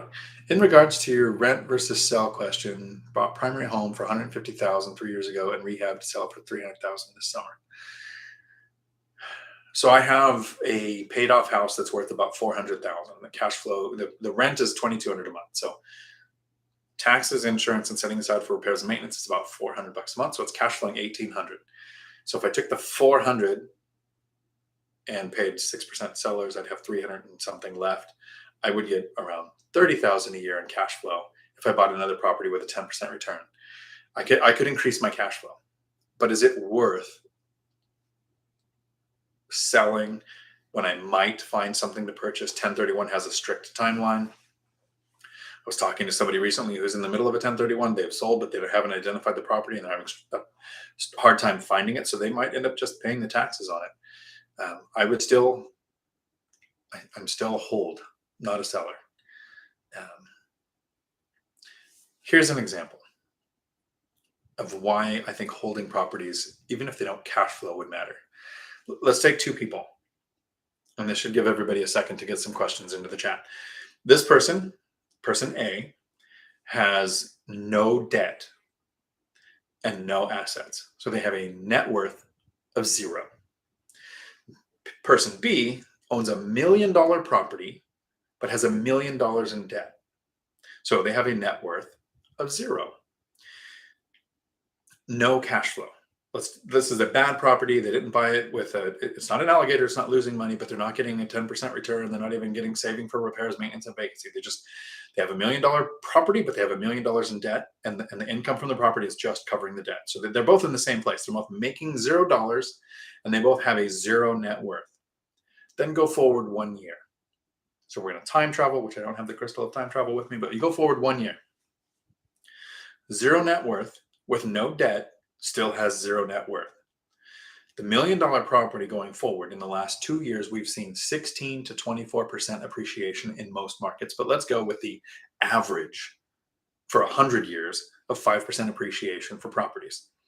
So the person with the $1 million property who has 0 net worth, 0 income, a year later has gained $50,000 in net worth. They have done exactly the same thing. Neither one has cash flow. Neither one is producing any more money, but the one is gaining in appreciation. If you sell your property and you have $300,000, you walked away with $300,000 magically, that's what it would sell for, and you lived in it, so you have the 121 IRS exclusion to make up to $500,000 in capital gains, not pay taxes if you're married, and you had 0 agent fees, and you had the $300,000. Next year, $300,000 is going to lose purchase value. Its ability to buy things goes down. If we're seeing inflation of 8%, that means you lost $24,000 in purchase value next year. If you own the property, it is an actual hedge against inflation. It is appreciating, usually more than inflation is, and you're probably going to have cash flow. And there's going to be principal pay down because they're still paying off debt that's on there, and you have the tax benefits. So I wish it was like in the middle and you just had a way to choose, but everything that I think when it comes to owning property slants towards they never sell. Hope that helps.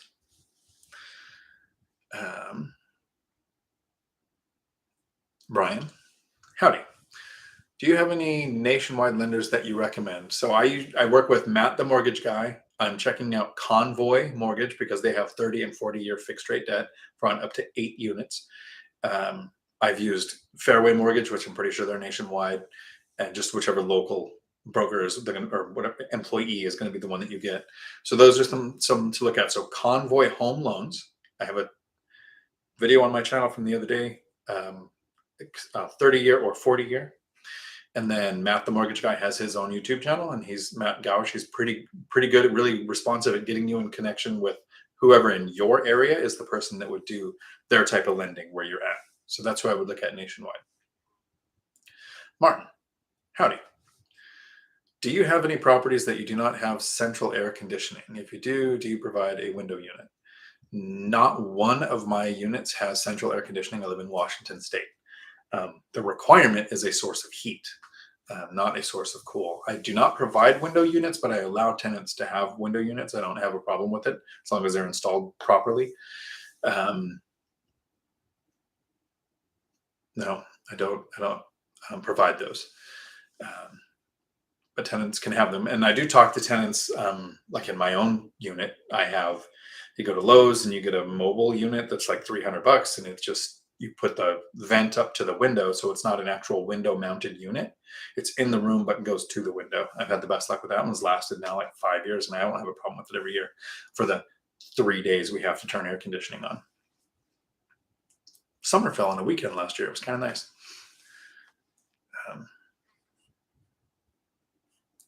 Martin. Okay, Rob. Your wife's friends ask why you haven't learned Portuguese yet. And I tell them it's because if I did, I would have to talk to her mom. That ends the discussion. That's actually hilarious. Nice. That's probably why he didn't learn that. So, Laura, howdy. Thanks so much for sharing your knowledge. Planning someone trashing your property. Watching a tenant trashing your property is emotionally painful, even if you set money aside for it. Yeah, but I don't know. I just think they're going to. In the end, you win. You have their deposit, and any damages that they do, you can take them to small claims court. You can send it to collections. You have a lease in place. This is just a business. Do you think the people who own stores care about trashed product? They care about profitability. So you're worried about profitability. If they trash it to the point where you're not making a profit, yeah, that can be a problem. But emotionally painful, people suck. They just do. Once we accept that, life gets a lot easier.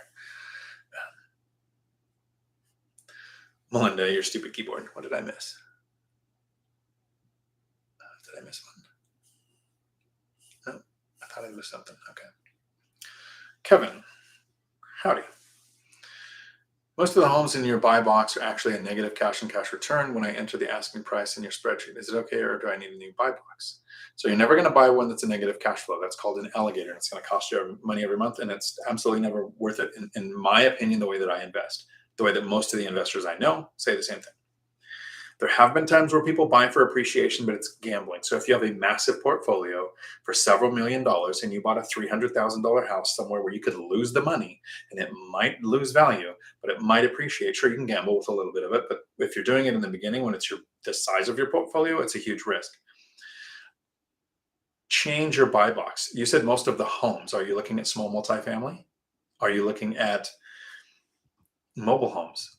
Are you looking at houses with an ADU? This is an often missed asset class, to actually have the search set up right to even have them show up, because home buyers don't want two houses often. They don't want tenants. And most investors are looking for small multifamily, or they'll put in something like auxiliary dwelling unit, having no clue what the local colloquialism is. Are those listing agents using granny flat, mother-in-law house, ADU, DADU, auxiliary dwelling unit? What verbiage in your area means two houses on one property? So I would list every single one thing that I just said. So back it up at the 1 hour and 32-minute mark and list those in your auto search to find those. But yeah, adjust your buy box. Don't buy an alligator. And continue to save, because more options open up to you. At some point, as you save, you might have, instead of an owner-occupied option, you might have a down payment for an investment property. You might, depending on your situation, and if you're past the income snowball, you might start to have income grow so fast that you start to look at doing a BRRRR project with your own money. Then a lot more options open, the more money you have set aside for down payment, closing costs, immediate repairs, and reserves. So every day that goes by that you don't find a deal, keep constantly looking at rents in your area to make sure you know what area average is. Look at different asset types in your area and talk with your lender to find out what your options are as you save more money and interest rates change. Invest to wealth. Howdy. Many investors said, don't let the tenant know you are the owner. What's your experience in letting the tenants know you are the owner?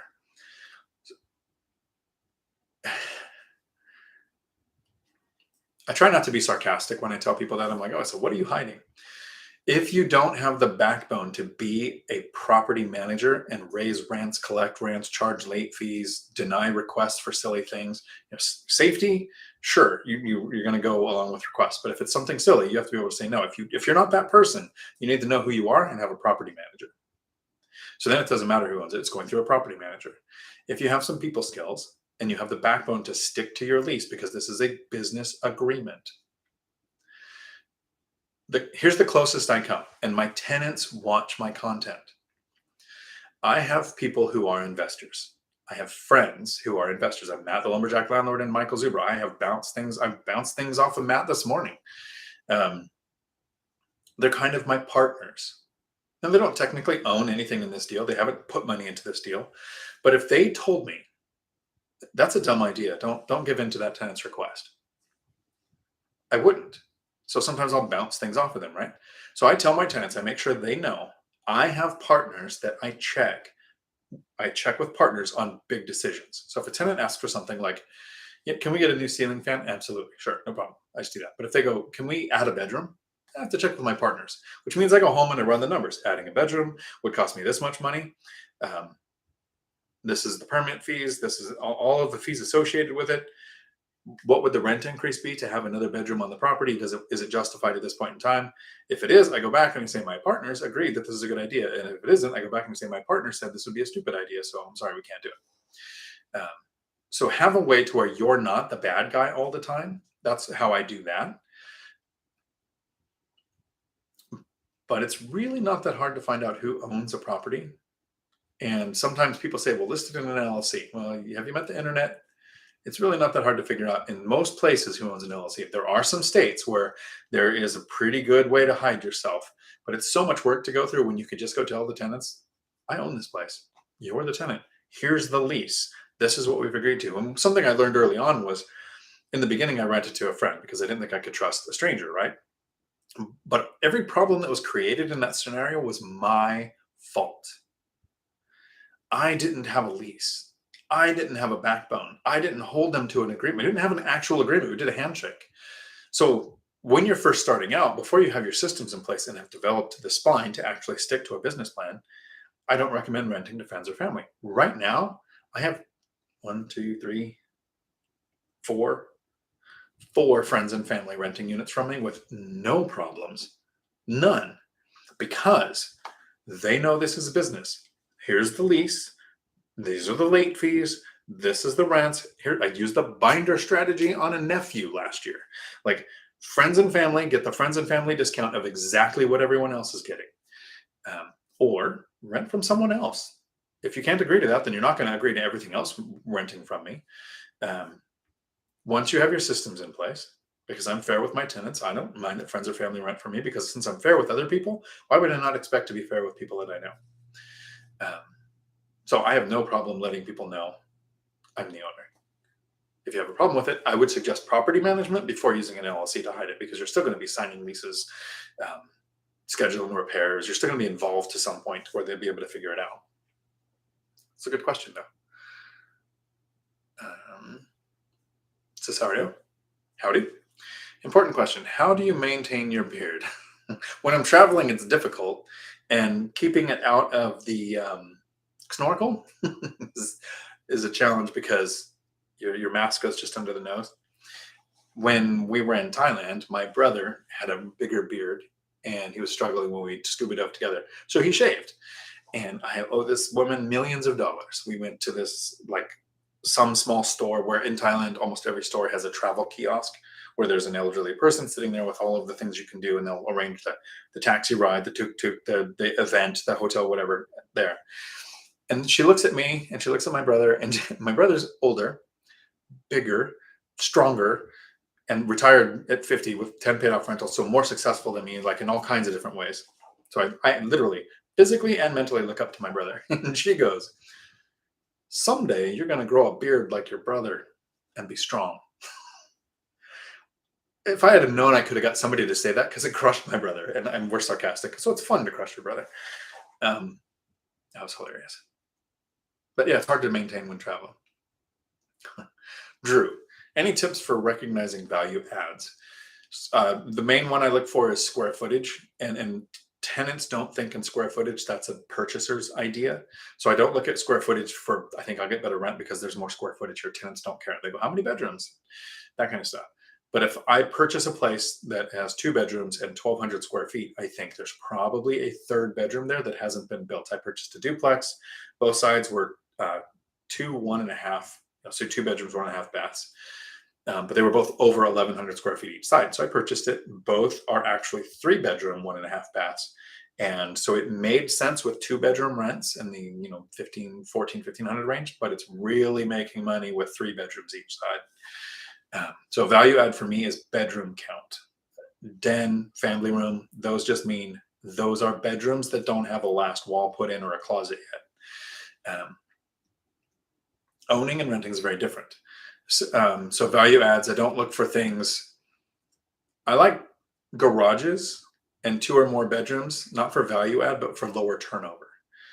I will look at a place, I haven't done it yet, but I will look at a place that doesn't have washer dryer hookups in a unit because I know the price is less because the turnover is going to be higher. But I'll look at it with the eyes of, if I were to add washer dryer hookups, how would that impact this property? I don't do many other value adds. I rip out all carpet, put in LVP flooring, and everywhere carpet's gross. If maybe it's different in different areas, but in Washington State, everything gets muddy, so carpet's disgusting. the two things that I do on every tenant, every rental that I acquire is I put in coated locks and motion sensor LED lights. Those are kind of for value add, but they're mostly to let the tenants know I'm going to take care of the place, and it makes the binder talk go much easier 2 months later. Um, yeah, so turning space into a bedroom. I did have this one place I was living at where I added a shed, and a tenant saw, since it was a small multifamily, that I was adding a shed, and they asked if I would add one for them. And they said rent a storage space for 12 by 16 for them would cost $100 a month. To have it built, it was $3,300. They said, well, if you add $100 a month to the lease, I'll put a shed in for you. So we did that. So there's a couple ways to do value add like that too. I don't think any different type of kitchen cabinets or countertop gets you different rents. I don't know about, because I'm in Class C neighborhoods. People want clean, safe, and functional. I don't think you need to do granite or walk-in shower or change any of that kind of stuff. Usually what I purchase will get me the same rent as if I spent $15,000 upgrading a bathroom. It's not going to change the rent any. So that's how I look at that.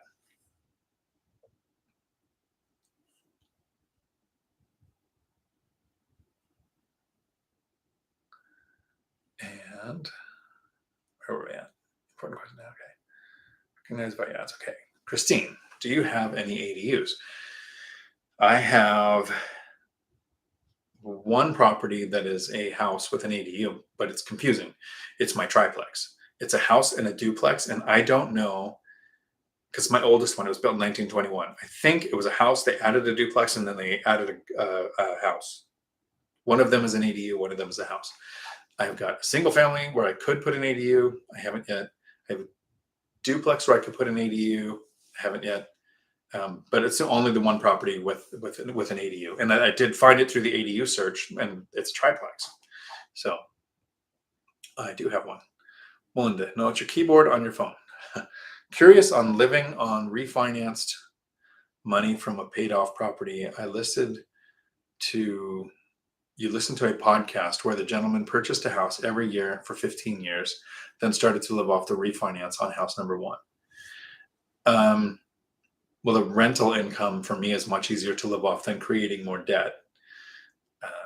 So I guess that's one strategy. I've heard of some people talk, but it seemed more theoretical than something that they actually did. Because if that person bought a house every year for 15 years, that means they have more than 10 mortgages in their name. So that's a problem. That means they at some point went to commercial lending or portfolio loans or something. So there's more to the strategy there that we might not know. But I had a friend who said, well, if you just, if every year for 20 years you bought a house, and then in 20 years you started selling one every year, you could just live off of the money. And sure, that is a way if you estimate you're going to live exactly 60 or 70 years or however long that money would last. Whereas I bought 7 properties, I paid one off. The cash flow is, and I'm just going to share numbers, the cash flow is about $14,000 a month. Cost me $3,000 a month to live. So an example is right now I'm in Florida doing scuba diving, and my goal is to spend, so it's $5,000 for the VRBO, which I got an interesting upgrade on when I got evicted from the first one. But my goal is to spend $5,000 a month on scuba and food and stuff while I go out here. The lobster lady in Cape Coral has a really good Bloody Mary called a Lobster Mary. Comes with an actual lobster tail in the Bloody Mary. So I'm trying to spend $5,000 while I'm here, which means when I get home, without factoring work or any income from affiliate marketing or sponsors or anything on YouTube, there's going to be $4,000 more in my account from just rental properties. I don't know that I would ever sell a property or refinance a property. The one really good strategic use I've heard for refinancing a property for getting money to do something is Brandon Turner's tactic on how he got his daughter Rose prepared for either college, trade school, or investing. When she was born, he bought a fourplex in Aberdeen, Washington. So 4 houses on one property, a fourplex, on a 15-year note. So for 15 years, he owns the asset, and he's making about $1,000 a month. So it was a good return, good cash flow. At 15, when the daughter turned 15 or somewhere around there, the property is paid off. He did a full, 75%, 80% LTV, whatever, cash out refinance. Take that money, and that is the daughter's college fund or the daughter's trade school fund or investing fund. So she can buy a property. It's literally her investing. So we purchased for her. But even with the refinance, the fourplex will then continue to be his asset that is still cash flowing. It was brilliant. I didn't start investing soon enough to use tactics like that with my kids, but my kids are going to inherit millions versus me becoming an actual financial burden, which was the original plan for the first 40 years of my life. So that's one strategy that might work. Julie, I bet your house is worth more than 400,000. Well, it's way out in Yelm, way past Yelm, which is what the Apache called the boondocks, at Lake Lawrence. So it's like out in the middle of nowhere. So I think 400,000 is what I probably would walk away with after agent fees and capital gains tax. So I think if I 1031, there might even be more money than that there, but that's where I think it's at now. It's a 4-bedroom that's rented to Section 8 at $2,200 a month right now. But selling is just, it's my only single family that's really like it's all by itself single family. I don't know that I'll ever sell it. Just him. Howdy. Michael Zoomer asked for ideas. I shared below project idea. Would you consider doing this with him? A real case study, film every step and report weekly. Okay, so that is an idea. Sure. 1, pick a real estate rental market that you will target. Do the work. 1 to 2 months of studying the market, honing in on your buy box. I should probably just do a live stream one time. So I need to figure out how to get an account where I can share my screen during a live stream. It's not something I've figured out yet. And actually just run the numbers on a property. This is the emails I got from my agent today. And this is the one I'm looking at. This is the area. Break it down. I think that might help. Never know what that might bring up as far as conversation goes. 2, okay, so 3, how you set up network and connections for your new market. So if I was going to invest at a distance, sure, that might be something to run by Millennial Mike, because he does invest at a distance. 4, find deals and make offers. I will share making offers. I actually did it during one of the BiggerPockets boot camps where I was the teaching assistant. I was like, let's run through a deal, because it was in a Zoom where I could share my screen. And I expected an email to come in from my agent and for me to say, well, this week I've looked at 30 places and they all sucked. So I'm going to show you another one that sucks and why I wouldn't buy it. And I looked at it and it was like a 19% cash on cash return. It had everything that I wanted, except it was an over under. So I usually like side by side small multifamily. It was an over under. So during the live stream, I literally pulled up my phone, composed a text message to my agent saying, here's the offer, here's the price, here's the earnest money, non-owner occupied, conventional loan, sent the offer out. I think it was good to like break down the thought process, and that it took me longer to explain to the people, this is the email, here's how I'm running the numbers, this is what I'm looking at, and then make an offer than it would have taken for 20 seconds of me to get to that same point and then just make the offer. To show people how fast this actually happens. It takes a lot of time in the beginning because of lack of confidence, but confidence comes from competence. So the more you do it, the more confident you'll get. It's a quote for a t-shirt. Confidence comes from competence. Show us the actual consideration for each property, why you will go through with the deals or not, and the math. Show us the math. Yep, finance options, how you decide, process requirements. 6, and my chat moved, which is good, means there's more questions. Post-transaction, renovation process to get the house ready for rent. That would be the shortest part of the version for me, because I buy rent-ready or already occupied places that don't need a lot of work, at least so far. I do have a search set up for a BRRRR, but haven't found it yet. Actually, I've only made like 2 offers off of that search in a year. So not really motivated to do that. My investing strategy works because I'm working full-time. I have 3 kids. I like to still have a life.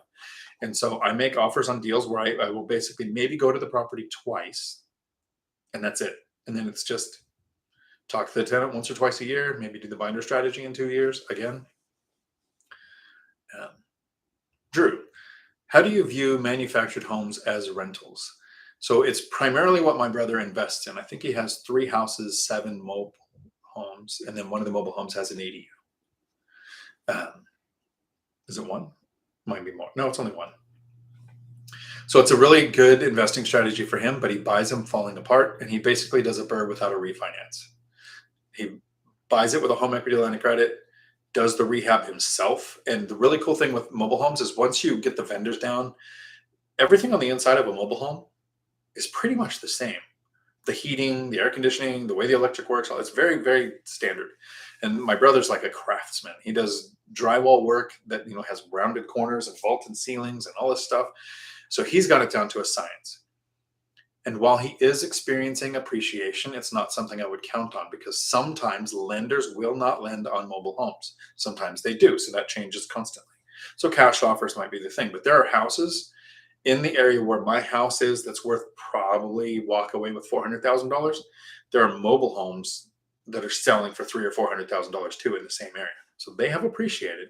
So it depends on the market and the area that you're in. Mobile homes might be a little bit like small multifamily though. Sometimes a buyer will buy an area and put in 15 duplexes. Well, that area is going to be primarily renters and appreciate slower than if you have single family house, duplex, single family house. That is a residential area with a duplex where it's probably going to appreciate as fast as the single family houses do. So if you have a mobile home on acreage by itself or in an area where there's houses around, appreciation is probably going to be relatively close to stick built.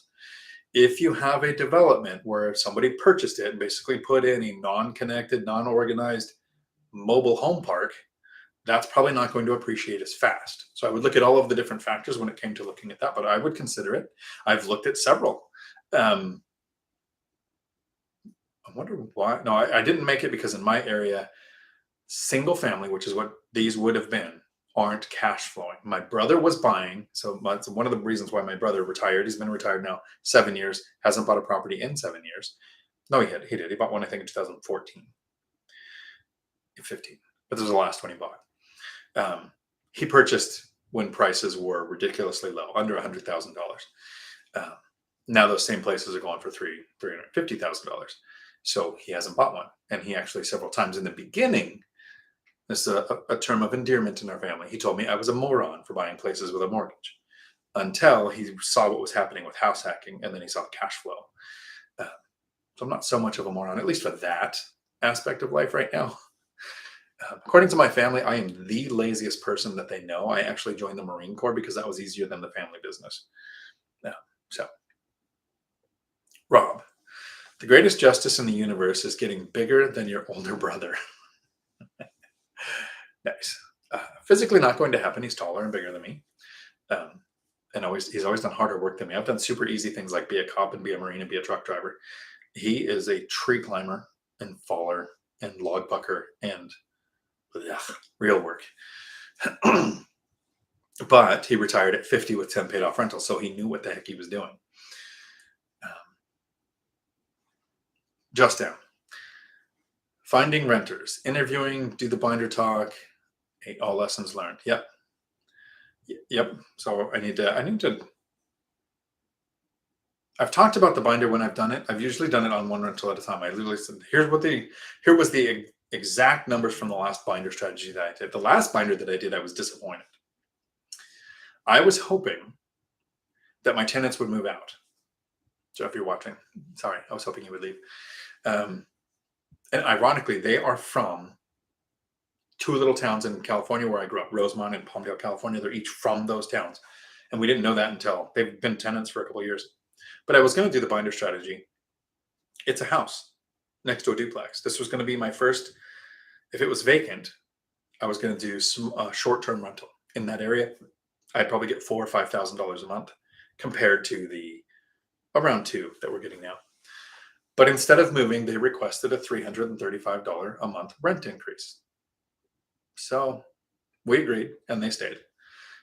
So that was my last binder strategy, and I do want to talk about those when they happen. But it was funny because I was disappointed with a 335% rent increase per month.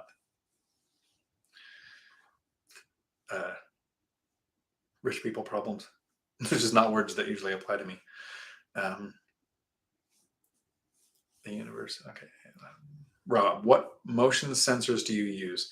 I have if you email me, Rob, here's the email in case I should have done this a long time ago, in case somebody's been staying around waiting for this. Ones I get from Amazon. It's motion sensor LED lights. And I had somebody ask me one time, why do you put those in if the tenant pays the electric? Isn't that going to cost them more? Well, it's the porch light connected to a light, and they can choose whether it's on or off with the switch or on all the time, and then the motion sensor kicks in. It's LED, which means it uses less than a tenth of the power that a regular porch light does. And they don't have a bulb. They last like 30 years. So there's all kinds of benefits to the tenant, which I take the time to explain when I'm having them put in. But I'll send you a link to it if you like. And just so you know, this is one of those things where I don't mind monetizing my content. It's a link to an Amazon product that I use on my rentals that I stand behind because they're the ones that I use. When you click on the link and if you buy it, I might get a bit of money, right? It doesn't cost you a penny. It's because you're using my link. I'll get paid. I'll get remunerated for that since I brought you to the website. That's something where I'm not taking money from the person, but I'm benefiting from putting the content out. So that is one of the ways that I have monetized my content, but not taking money from somebody that's watching. Samuel, howdy. Our rental got 3 stray bullets inside the house a week after new tenant moved in.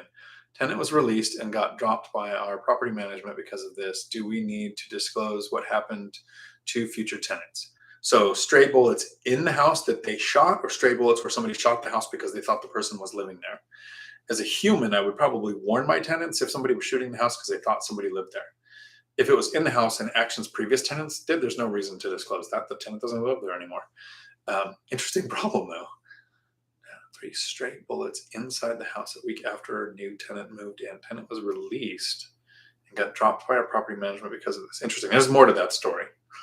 So hopefully what I said will help, but there's way more to that story. REI Stoners. Howdy. How's Washington going? Good evening. How much do you look at the external home? How much do you look at the external home when you are first on site? And what do you look for in an area with a lot of rain? So you're going to look at runoff, where water pools, and it's not a deal breaker if water pools. You would have to look at it and think, okay, where am I going to have to redirect this water? It does rain a lot in Washington. Like I said, we were really lucky last year and summer fell on a weekend. But look for rot in the exterior wood. Look for rot along the floor. You're going to have your home inspection done. They're going to get into the crawl space, which most places in Washington are built crawl space style. We don't have basements because of the rain usually. Age of roof leaks. If I'm buying a house, I look for fresh anything in the ceiling because it usually means they're covering something. So have inspector go in the attic to check that out. It's usually mist in the repairs to hide something.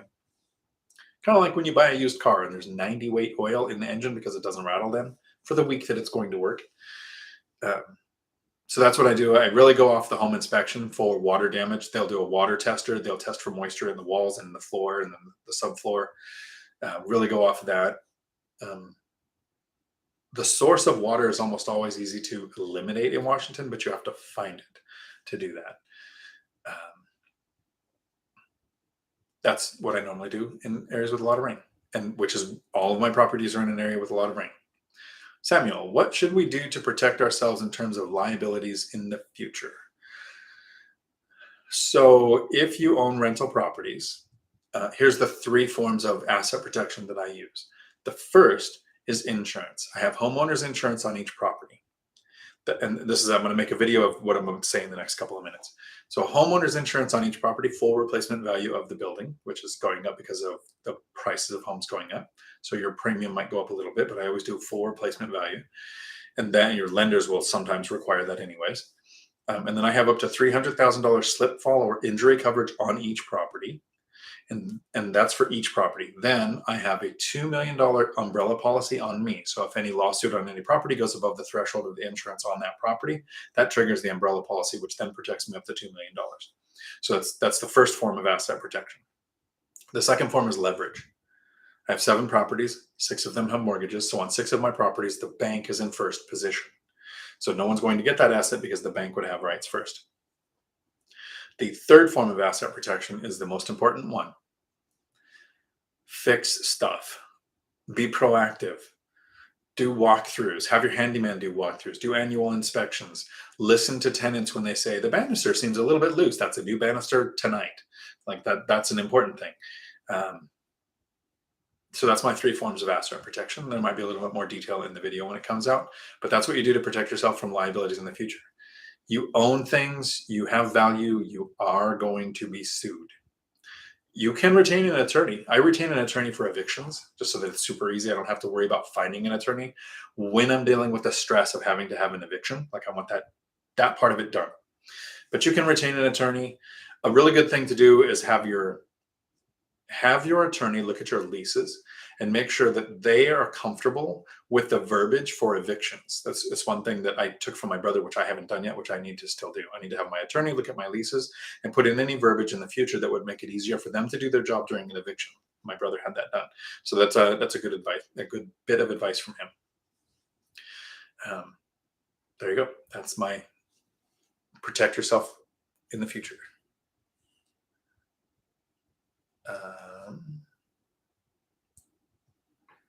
Keith, do you think that tiny homes are the future for investors? I think they are an option for investors going forward, but I don't think it's going to be as big as most people think. I think in Joshua Tree, there was a really good use for it because it's outside of LA and you can get people away for short time, and tiny homes work.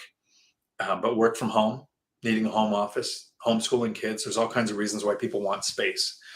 You can invest with them. You can make ADUs with tiny homes that are pretty effective, especially when you get the cost under control and they rent out for a good amount. I don't know that they're the future.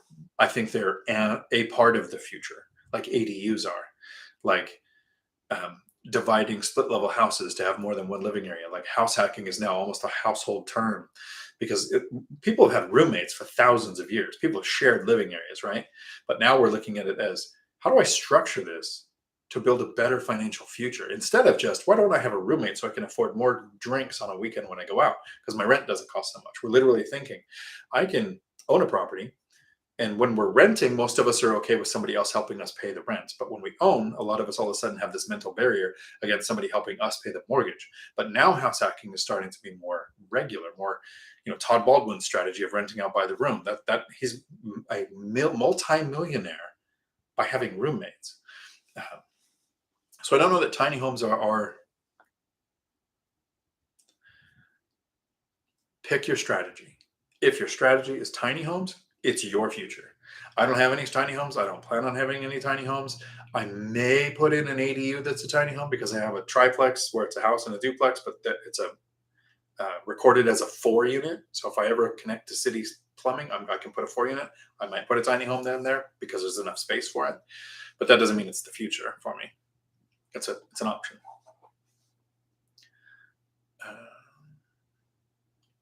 Jason C. Howdy. How do you receive rents? I have a video on my channel called Collecting Rents, 3 Things I Consider. So the first thing is I want to make it easy on the tenant. So I collect it in any way that the tenant's comfortable with. Zelle, ACH, Venmo, PayPal, Cash App, Apple Pay. Once in a while I've taken cash, give a receipt. I will take a check and deposit it with the app. So that's the first thing, makes it easy on the tenant. Second thing, I want it to leave a paper trail, which means electronic paper trail. So all the things I listed off, everything but the cash leaves a paper trail. So you need to give a receipt. And then the third thing is I want to save a trip to the bank. So everything that I listed off, except for the cash, usually saves a trip to the bank. That's why I don't do it very often. And the check I'll deposit with an app. So that's how I collect rents. One of the concerns people often talk about is if you have a tenant you want to evict and they pay part of the rent, you can't evict because you've accepted part of the rent.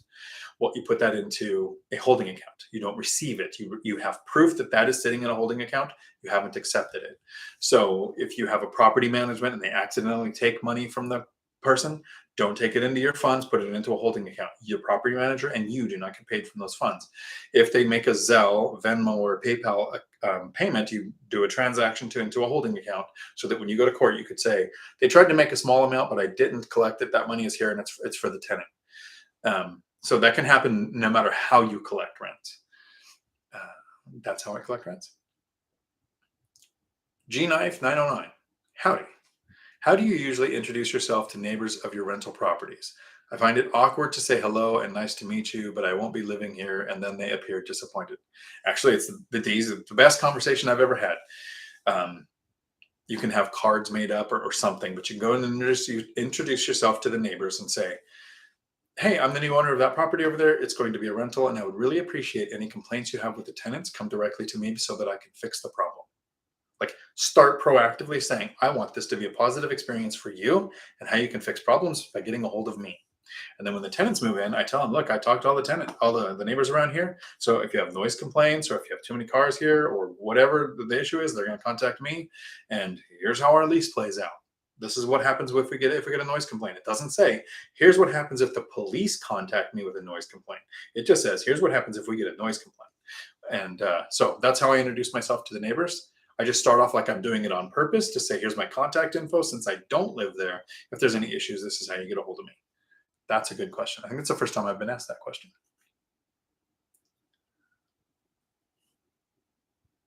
Could seem awkward, but talking with anybody is awkward. Adam, howdy. Do you do the binder method every single year? If not, it seems like the 25% rent increase should be divided over a couple of years. Great question. Answer is no. So when I developed the binder strategy, I normally was buying a property that had existing tenants who were far below market rent. So it made sense. Once I did that, every other year, I did a 5% rent increase, and that kept up with rents in my area. In 2020, there were no rent increases because of the pandemic. And in 2021, rents skyrocketed.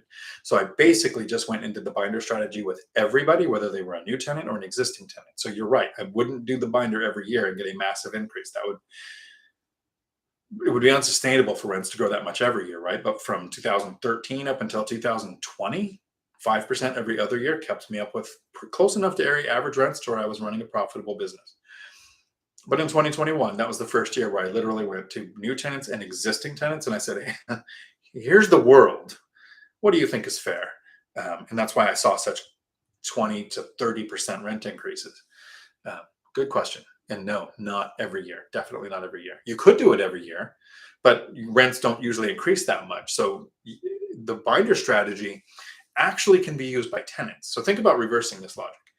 If you own in an area and the area average rents went down, it would be pretty cool for a tenant to show up to the landlord with a binder and say, here's the property I'm in, here's what you're charging me for rent, here's a map of the area rentals around here, and here's how much all of them are renting for. A similar sized unit in the area with this many bedrooms is renting for less than what I'm at. What do you think is fair? Because the best thing would be for the tenant to move in their interest to just pay less rent. So any sane landlord would say, well, let's adjust the rent down. You don't have to move. We don't need to disrupt your life, but we can find a fair number. Works both ways.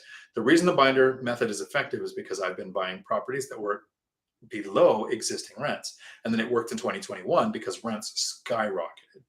So hope that answered that question. Okay. Howdy. To build or not to build a new home now? The head of the Mortgage Bankers Association said rate hikes for the year are priced in. If true, do you start building now and refi later?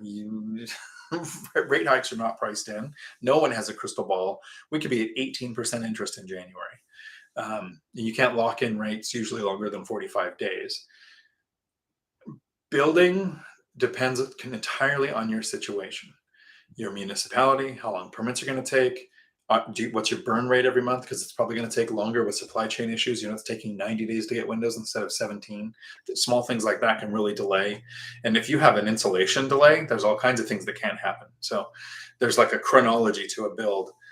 I'm trying to think if I know any investors who are into new builds, but almost everyone I do know buys older properties, 5 years or older, and does buy and hold investing. So I'm trying to think, if you ask me something about, BRRRR or rehabs, I'd say, Matt, the lumberjack landlord has these great strategies, and here's his YouTube channel. But and even Matt, when we did a video, the Three Amigos on to build or to buy, and it came out to buy, and several different reasons. Matt talked about spending $750,000 on a 3D printing machine to 3D print houses. So that's an entirely different thing, different size portfolio to be able to get to that scope of work. So it depends on your situation. Sometimes buying makes more sense. And in the past 10, 20, 30 years ago, if prices of existing builds went up high enough, it made sense to build. But with supply chain issues and cost of materials, they're both going up at the same rate. So it just depends on your situation. I myself don't ever plan on ever really building. And if I even did the one where I put in a tiny home, that's basically opening up a book and flipping through to the page that I want and saying, this one, have it there Tuesday. Very different than just building. And refinancing later is always risky because a refinance is not a finance. It's going to be a higher rate. You're probably going to have a harder time getting it to appraise because they're going to base it on old material because you don't have somebody making a current offer for the price. You have somebody who owns a property trying to prove its value. So there's a lot of problems you can run into there, like you can with the Burr method. Just down. Thank you. Howard Wu. Howdy. Hey, in a past video, you said you send out multiple offers because only 1 in 20 land. How does this work if there's a chance multiple people accept offers? Happened to me, I know once for sure, maybe twice. Is that something we should do versus one offer at a time? Make sure your agent is okay with you pulling out during your inspection period if you get multiple offers accepted. In 10 years, I know of one time for sure, I had 3 offers accepted. I don't know what happened in 2018 towards the end of the year, but all of a sudden everybody's like, yeah, asking price offer, sure, we take it. I only bought one of them. I tried to figure out how to buy 2. Make sure your agent understands I'm making all of these offers with an inspection period. It doesn't mean you have to pay for an inspection. It means you have a period of time to make up your mind. And once you get your offer accepted, it's so rare. If it was a buyer's market and every offer we made got accepted, yeah, I would probably just do one offer at a time. But we're in such a seller's market, I'm way over 20 offers before I get one accepted. That was the average between 2015, 2020. And we were kind of sort of balanced there more than we are now.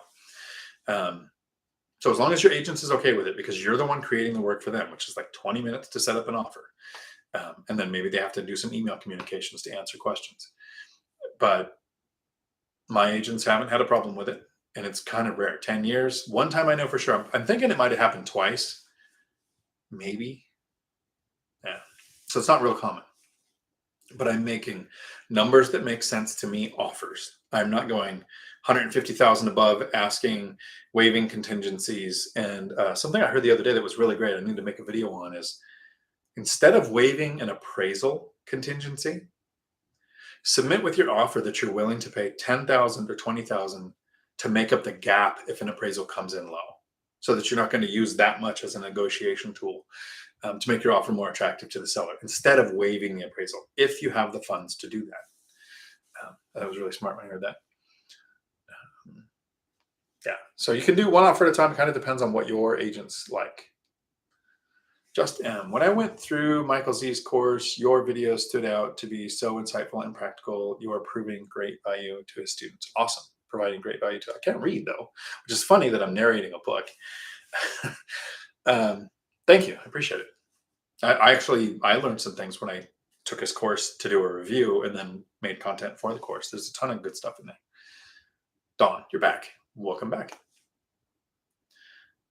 Redfish Fun. Howdy. Took a message back to make me lose sleep. I like it. Barsma. Howdy. How would you analyze a single family home that you're going to live in for 1 year and then rent out? Not a house hack, just living in for a year to comply with the listing agent, loan agent, lending, LA, something. That's an appraisal thing. I don't know, acronym, I don't know. But I know what you mean. The intent to occupy requirement. Then I want to rent it out. Okay, so this last weekend, I made a video on how to run the numbers on a house hack. There are several versions of house hacking. We usually focus on lowering or reducing our housing costs by sharing living space or renting out other units. That's the primary one that everybody talks about, and I've done it twice, so that's the one I usually talk about. My intended version of house hacking is exactly what you're talking about. I owned a single family house. I moved into a rental for 2 years. I lived in an apartment and rented out the house. My plan was to then buy another single family house once I had the rental income to do it, live there for a year, buy another one and do it, buy another one and do it. So every year, rinse and repeat for 10 years. My goal was that my brother got 10 paid off rentals. If I can somehow get close to that, I can retire like he did. But single family houses don't cash flow in my area.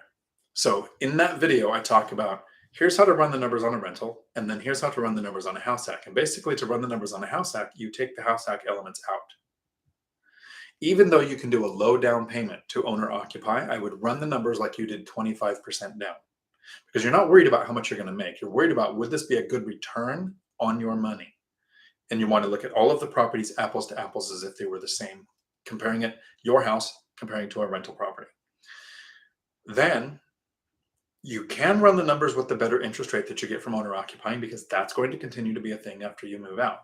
But I run the numbers as though the year after I rent it out, don't plan on any rent increases next year, just because we had big rent increases last year. Next year might not have any. Where are the area average rents now? A little bit below that. A year from now, what would the cash flow be? So you're running the numbers like you did at 25% down.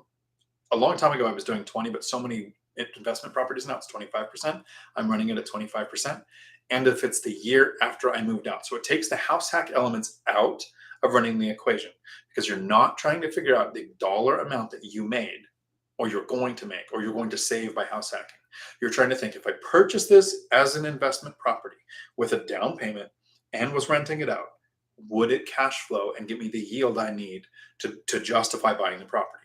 If all of that works, then you live there for a year, you satisfy it, you get the better down payment, you get better interest rates, you've improved the process, and then you have a rental in a year. Hope that helps. But that is still a house hack. It's a version that was actually what I was going to do. Patty, howdy. Hi, my tenant contacted me a week ago about the rent renewal due at the end of June. Rent will increase. No contact from tenant yet. Should I reach out to him? I know they still have time to make a decision. So look up in your area the duration of time you need to give for a rent increase. In Washington State, you have to give 60 days notice for a rent increase, 90 days notice to move out if you intend to occupy, and 20 days notice if you intend to not renew their lease. So, and it might be even less than 60 days if you're doing a really small increase, but if it's over like 5 or 10%, you have to give 60 days notice. So know your local laws. The sooner you talk to them, the better. Give them time, give them options. I like to talk to tenants and then have a rent increase be 90 days away. I usually like to do the binder strategy and say, here's area average rents. This is what you're currently paying. Here's what, the value of the property is. Here's all the rentals around here, what they're going for. Agree on a new rental price. And then after they've agreed and they're mentally thinking, okay, so it's January 15th, February 1st, I'm going to have a $335 increase. Then I say, February, March, and April are going to stay the same. May 1st, that's when we're going to change. And then they sit back and they go, wow, he's got 3 free months of not increasing the rent. I'm satisfying the 60-day notice requirement and giving an extra month just as a padding. So it doesn't matter what day of the month this conversation happens on. So the more time you can give, the better. And it doesn't mean you have to do the binder strategy. If your rent increase is $30, $50, $75 or something, you just send a notice saying, here's your rent increase. When I was doing the 5% rent increase every other year, I talked about it a couple of times. I usually let the tenants know, hey, this year we're not doing a rent increase, but next year we're probably going to do that 5% that I do every other year. So they had literally a year to expect it. So that's how I would do that. Sean, howdy. You have a house under contract that is being sold as is, that was listed as livable but needs updating. We were unable to inspect the property until we got an offer accepted.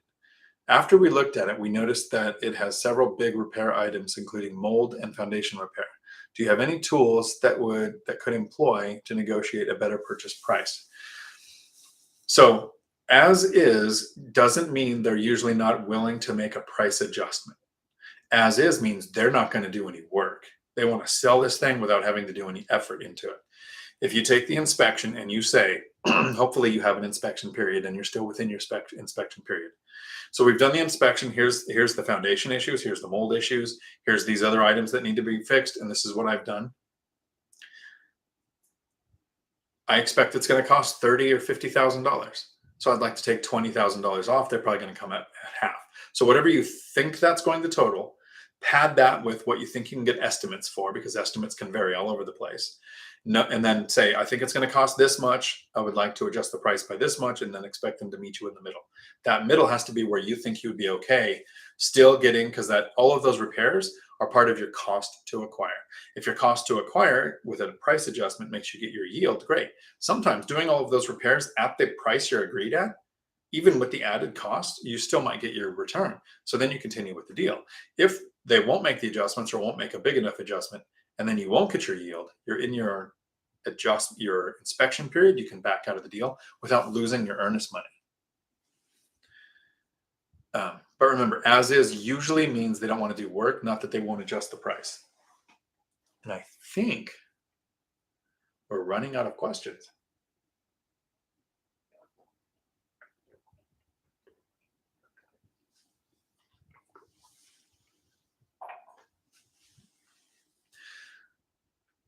Rich, howdy, thank you. Nick, howdy. Have I ever done a video about the different class levels that rentals fall under? A, B, C, or D? Yes. A couple of weeks ago, I did it with the 3 amigos. So me, Matt, and Mike, Matt, the lumberjack landlord, and Michael Zuber from One Rental at a Time, did a video on how they look at the classes of neighborhoods. And then I broke down the classes of neighborhoods and why I chose the ones that I went with. Um, and it looks like we're out of questions. If the live stream is too short, then I have to go have a life. That'd be weird. I wouldn't like that. The world's not ready for that. And thanks, Nick. I'm super happy to answer the questions. So I did make the video, and it was literally like a month ago. So it's on my channel, and it's literally class of neighborhood A, B, C, or D are on there. Larry, have you given any consideration to buying small multifamily in Florida during your stay? It's kinda. I have important friends who live here, and it would be nice to own properties next to them. If I'm actually driving out this week to look at a place where we might put a truck driving school, so I would look at that's learning a market, learning the legislative rules and requirements here in this state. I mean, most commercial driver stuff is federally regulated, but states can be kind of nuanced. If we put a campus here, I would definitely be buying properties here. If I did it, I think I would figure out a snowbird schedule where I was in Washington for 2 or 3 months and then down here for the time when it's not hurricane season. We'll see though. So I've considered it.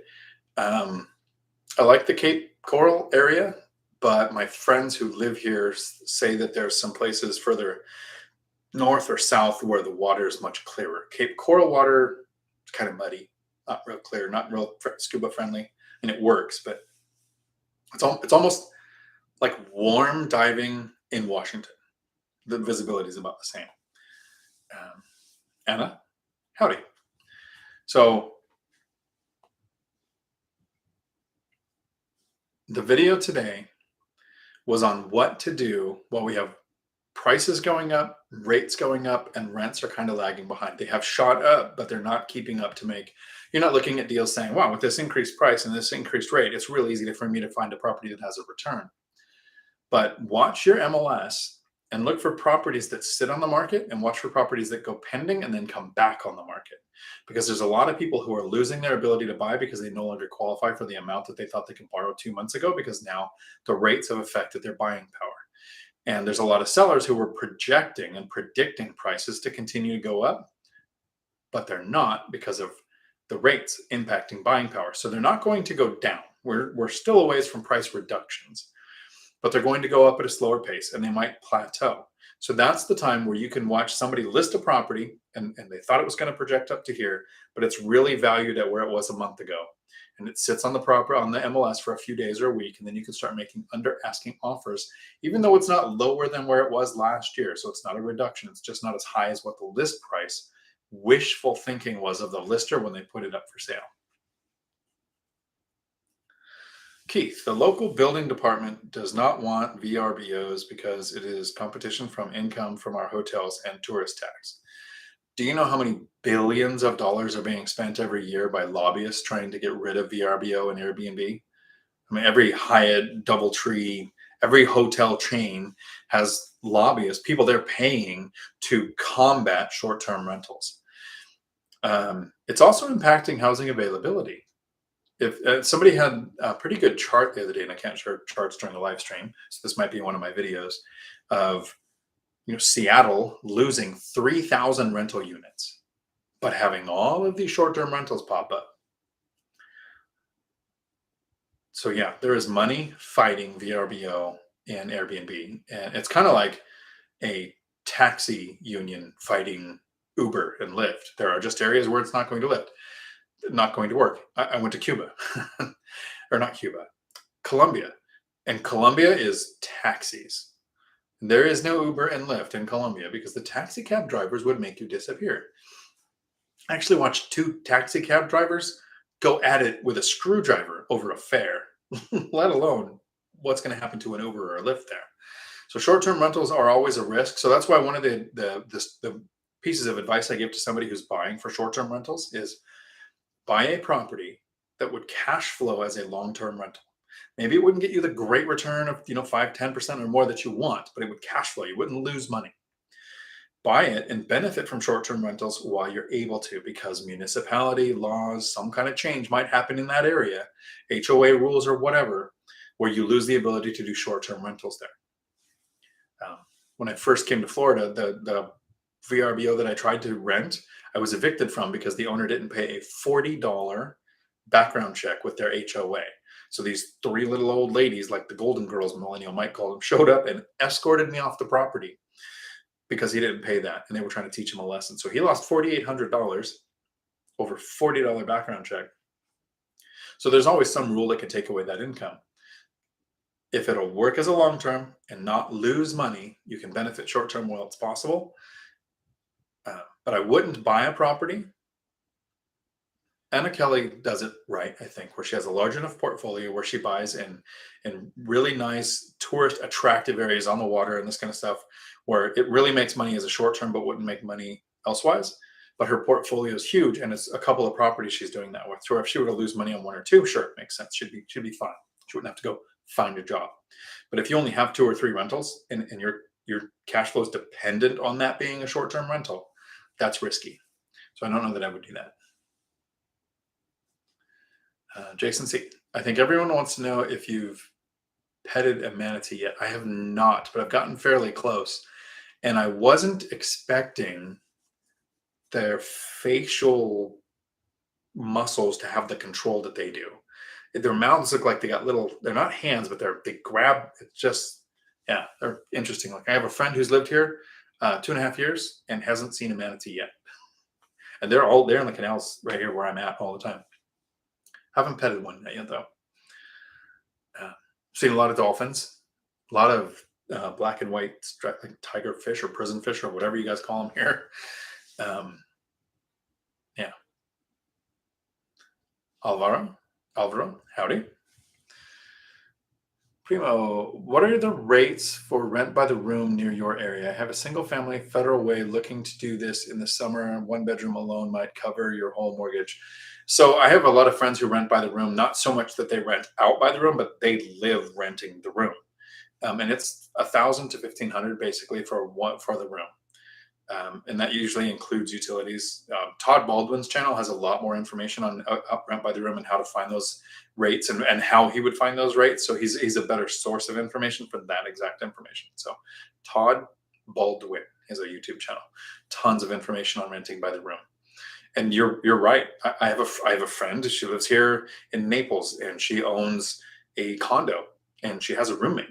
Like she's literally house hacking. Didn't even think of it. She was like, yeah, I just thought I'd have somebody help me pay the mortgage. Well, that's house hacking. And she's actually looking at how would a next house hack look that, as soon as she's lived there for that year of intent to occupy. That's a good strategy. So, Julie, what do you think about buying new modular homes for rentals? I looked at that 10, 15 years ago as like for a primary house. I was thinking, buy a modular home and have it put there as a rental. So I haven't priced one in a long time. I would have to look at, and also what's happening with the supply on them now. And are municipalities allowing you to make them work? Because some places look at like mobile homes. It's not an actual improvement to the land, so your property taxes don't change, but it usually means family, which means kids in the school system, but not actually paying more tax on their property. So you can find resistance in certain municipalities to certain types of builds. One of the reasons why investing in mobile home parks is so effective is because every year we lose around 1% of the total number of mobile home parks that there are, and it is not possible to build more. They just don't let you because, again, it doesn't give you tax improvements to the land, but it usually means families, which means more burdens to the local city, but no more tax revenue. So yeah, I think it can work, but I would have to go price it and run the numbers. Like Matt says, it's just math. So, Waleed, howdy. What's the most you have offered under asking price? So let's go recently, because in the past, it depended on how long it was on the market.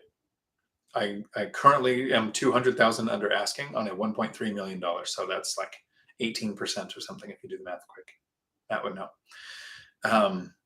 So that's where I'm at currently. Most of my others are at asking price because that's where they made sense.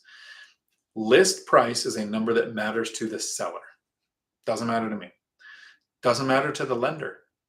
Appraised value matters to the lender.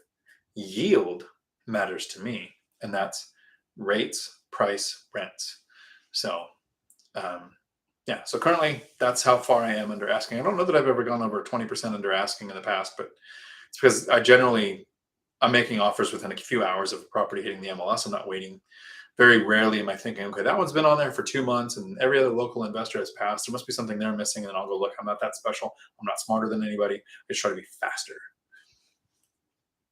Tom.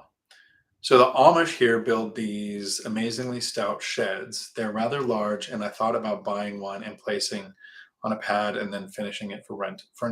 That might work, but I'm worried about finding someone to put plumbing and electrical. So I would talk to local contractors and find out if it's possible. And I actually almost went to an Amish restaurant the other day for the first time, so I have actually no idea what that fare is like. It's called Yoder's, and it's in Sarasota. So I think if I get around there again, I'm probably going to try it. Yeah. So yeah, contact local contractors. Remember, if it's anything on the roof, make sure they have roofing insurance. Anything in the electrical box, make sure they have electrician's insurance. Specifically that type of work insurance. You'll have some contractors that will do electric work or work on the roof and get general liability insurance, which doesn't cover specialized work like that. And you can usually find the state website or ask them for proof of insurance. And if any contractor hesitates to give you proof of insurance, you do not work with that contractor. There's a reason why they hesitate. Analytics, Ariel. Howdy. What do you think about peer space? I heard of investors using it to rent properties during the day without burden of overnight guests. Haven't looked into it. I'll have to Google and check it out. No clue. So no good answer. I think it's actually the first time I've heard of peer space, but I don't do short-term rentals, so it's not something I would have looked for, but I can look into that and find out. Nick, do you typically purchase multifamily units that are newer or look for older units that are in good shape? Do you have a limit of the age of the units, for example, 1995 or newer? I prefer 1979 or newer, so I don't have asbestos and lead paint problems. I do have one from 1921 where I just wanted to make sure any knob and tube wiring had been replaced, and any plumbing isn't all the PEX, not newer stuff. So I want upgrades from like the last 30 years, but 1979 or newer. And I generally won't even look at properties that were built within the last 5 years. They're usually not even at the point where they're going to cash flow in any scope yet. And that's not because I say, I have in my search no HOAs, no short sales, no foreclosures. I don't have, 2016 or older. I just, the price eliminates them from what I look at. But yeah, so age of building for me, when were updates done, is more important than age of building. It's not like a building was built in 1921 and then you buy it in 2022 and it's magically going to have foundation issues and fall over now. It's been there 100 years. But was electric and plumbing and that kind of stuff updated? What does insulation look like? Was the crawl space insulated? Is the attic insulated? That's what I check. Patient Zero. Howdy. Have you completed a loan with Convoy Home Loans? You had them on a pass stream. If so, was the process smooth? I have not completed. They were really quick about getting me a letter of pre-approval for the amount of the offer I was making. I mean, like 20 minutes, which is good enough in my book. I think an hour, maybe 2 hours is the longest I'd wait on a lender. At 11 o'clock at night on a Saturday. If they didn't get me the answer within 2 hours, that's the last time I used that lender. So, and I tell them that. It's very rare that I'm making an offer at that time of night, but it would be an emergency if I was. I have had somebody reach out and say the process was very slow once they were under contract, but I think that's all lenders in the last 2 years. I had 2 refinances that took like 90 days, like 3 full months with a lender I had used for several times and was happy with. They don't control underwriting no matter who they are. But if I do get a property accepted and Convoy is still able to beat, because I'm going to shop loan rates. I tell everybody I'm going to take yours in writing to at least 3 other lender types: credit union, local bank, large bank, guild, fairway, and see if somebody can beat you. And if they can, I'm going to bring their offer back and give you a chance to keep my business by beating it. And so every lender I work with knows that. If a lender won't let you shop rates, tell them to F off. It means they know they have bad rates, and that's why they don't want to compete. If they're worried about doing work and then they might lose your business, that means they're not competitive. The thought is, why are people sometimes willing to let a contractor, you get three quotes from different contractors on a deal, but not talk to at least three different lenders? I still do that even if the lender's going well. So I haven't closed them with one yet, but when I do, I'll definitely let you know and make a video about it. Christine, still here. I would put in offers quickly, but a lot of sellers are waiting on cash offers, so reacting quickly done well for me so far. Hasn't done well. So I literally get an offer in within a couple of hours. It's speed. You're thinking as an investor. You purchased a property in Brazil. You sold a property in Brazil. You've lived in China. You're looking at all these things like you have this knowledge. A lot of sellers inherited the property, or the last time they purchased a property, the internet wasn't a thing. And this is paid off. And they can't believe the astronomical number that their agent's telling them, oh yeah, we're probably going to get $400,000 for this place you paid $80,000 for. So get that offer in quickly, because sellers that aren't investors who will take the first asking price or over asking, or bet most, because it's their ability to close is more important than anything else, especially if it's going through like a family dispute where they're just trying to get rid of it to settle this. Get your offer in quickly. Then they get the sunk cost idea, to where I've had offers accepted and then they say, yeah, we had somebody come in with another $50,000 offer, but it was like 2 days later, so we just stuck with your offer. And I think, I would have dropped that in a second. It's $50,000. You're going to walk away from that because we had 2 days of commitment. The seller doesn't have earnest money in the deal. The buyer does. So keep making offers quick, and speed is your friend. Yeah. Patient Zero, what is your minimum dollar amount for cash flow? What is a standard you go by that makes sense? So I really don't have a minimum for cash flow. I would think I want a property to make at least $100 a month, or it's not worth doing, but I use yield. $100 a month sounds great if I spent $5,000, if I invested $5,000 to get the property. But if I invested $14 million to buy a property and it made $100 a month, that's terrible, right? So annual profit divided by cost to acquire gets you a percentage. I want at least a 10% or better cash on cash return. And I talked with Bill about this at lunch. In my area, it's not too hard to find a 6 or 7%. For a while, it was easier to find an 8%. So I shot for 10, better than the area average. Recently, it's been harder and harder because rates and fees and rents are lagging. And so the area average is closer to 5 to 7%. So I'm going to start looking at 8s to 10s. In his area, a 3 to 5 might be normal, so he should look for 7s. So what is area average? You want to look for a better yield than that.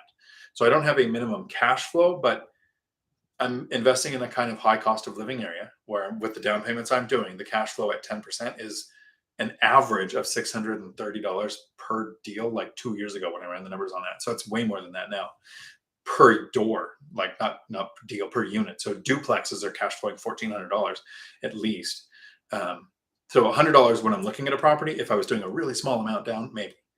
But in my area, 10%, maybe I'm not dropping it now to 8 or 9%, but better than the area average on yield. That's the accounting term we use for, is a deal worth pursuing or not? So good questions. Comes up once in a while, so I should probably make a video on minimum amount per door or something like that. Tom, I bought a property, a townhouse, for $170,000 in July, and in February, neighbors' properties were going for $280,000 appreciation. I can make 2 down payments with that. You could, and my problem with townhome and condo and all of those kind of things is usually the HOA. And it's not HOA fees. Those you can factor into your cash flow and your yield. What you can't factor in is the random $20,000 assessment because they want to redo something that you might not even think needs done. And then the HOA boards are usually made up of people who have nothing better than time to mess with their neighbors. So I would kind of stay away. And then you also might have the problem of how many units in your HOA are rentals. I have a friend who purchased a property in an HOA as a rental was renting it for 5 years, and then the tenant moved out. At that point, the HOA was above the threshold of how many rentals they could have, and he was not allowed to rent his unit out again. So that can create problems in the future. You could get 2 down payments with that, but you're going to have seller's fees. Remember, you got about 8% going to go out for that. And then you can 1031 if you can find the property to put the money to work for. So you have a few different options there, and I don't know enough of like all of your different things that are going on, Tom. But yeah, something really cool. My daughter said, I think she was 21 or 22 at the time, and I was telling her my issues with I have a paid off property, and if I sold it, I would make 300,000 or 400,000. It's more. It's 4 now, but it was 3 or so then. Or I can cash flow this $1,800 a month after everything that's coming in. And she said, it's really hard to make a decision when both outcomes are positive. So in that situation, you can rent and cash flow, or you can sell and buy and cash flow. Both outcomes would be positive, so it's hard to make a choice. If you figured out one of those sucked, then it's super easy to figure out which way to go. Keith, probate takes some time with multiple people on the inheritance. They must all on price distribution, and it is a battle. Sometimes divorce settlements can drag out a year or more. Yeah. So there's a lot of reasons why I don't look for foreclosures or short sales. And I haven't had a probate deal yet. I had a friend who sold through probate, and it went super quick. So there was no family dispute. They were just like, yeah, whatever we get is great. There we go.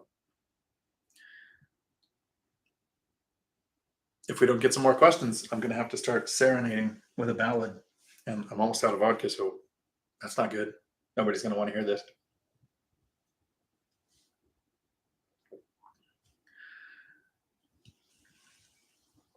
But I think we are out of questions for the night. Do you use USAA insurance? I do not. I would probably call them for a quote. But when I get insurance, I call 4 or 5 and an insurance broker. Currently, Geico through Stillwater Insurance has been able to beat everybody else's rates with good coverage. So no, I haven't used USAA. My insurance is super cheap through Geico. I think my single family is 300 and something a year. My duplexes are 400 and something a year. The triplex is 7 or 8, and my fourplex, because I live there, is 9 something. So all of my insurance are less than $1,000 a year.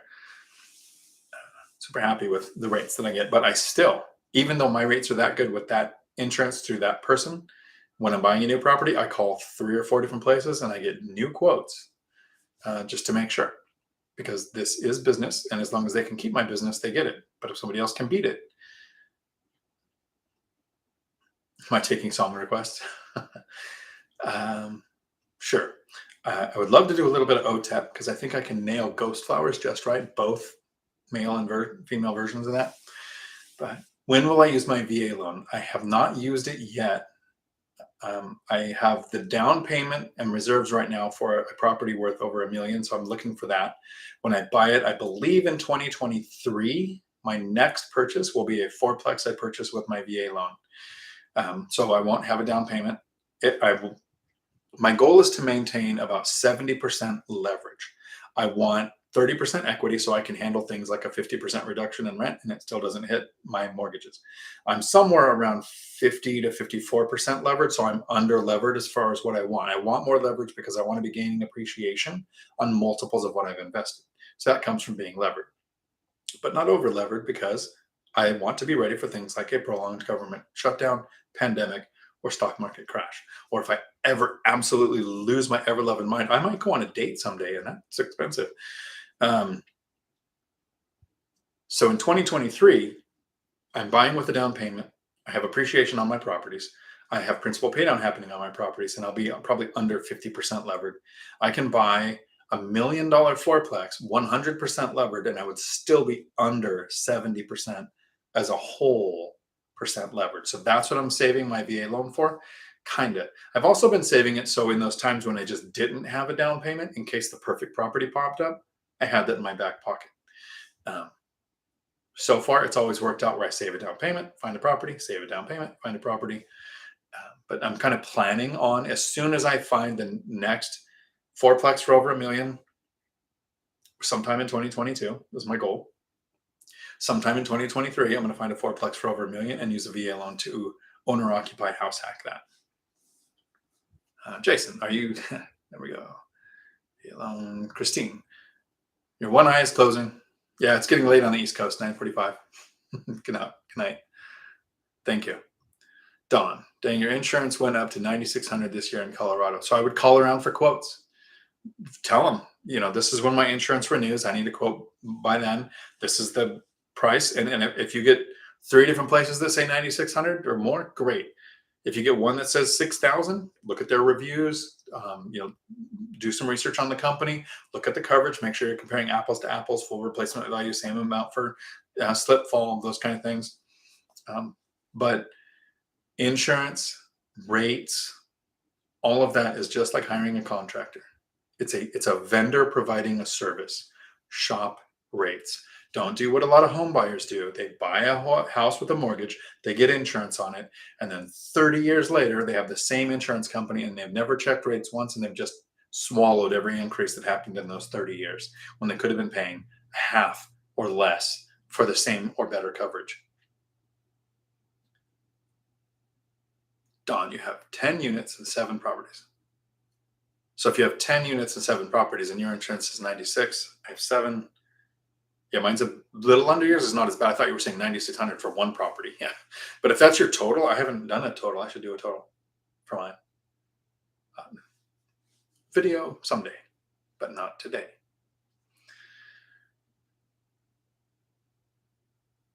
National Real Estate Insurance Group. Greg. Howdy, Greg. There you go. Check with them. Keith. Check with VA in your area. They would only finance $475,000 at this time.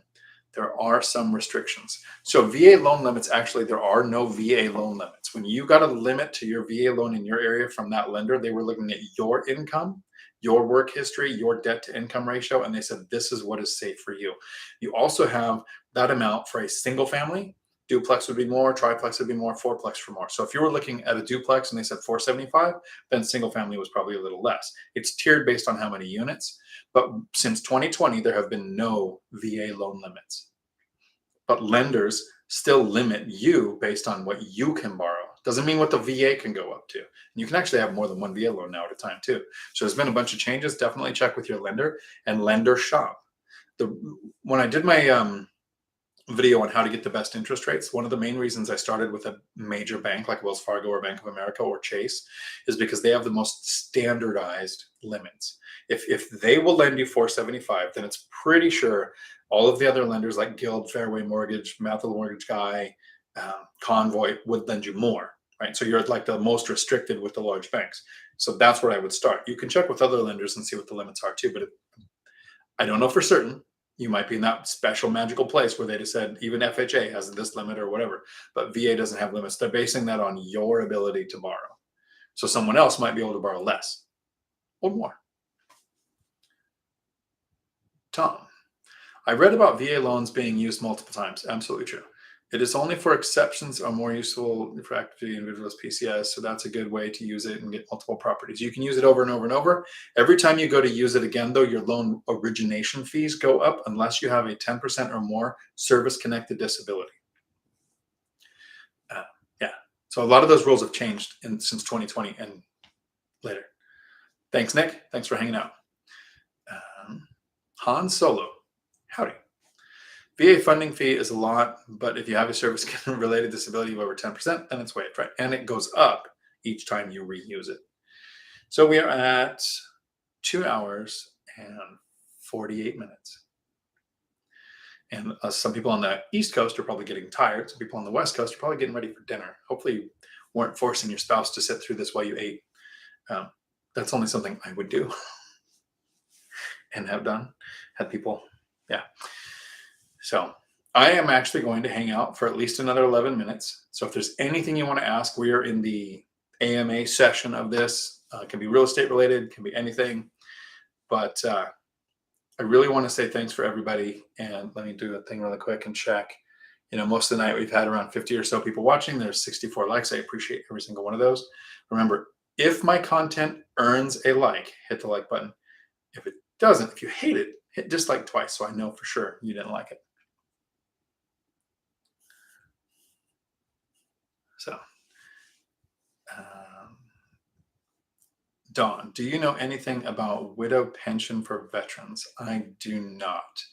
I remember when I was in the Marines, I hated that I was worth more dead than I was alive because my kids would kill me for a slice of pizza. One of the reasons why I don't have life insurance.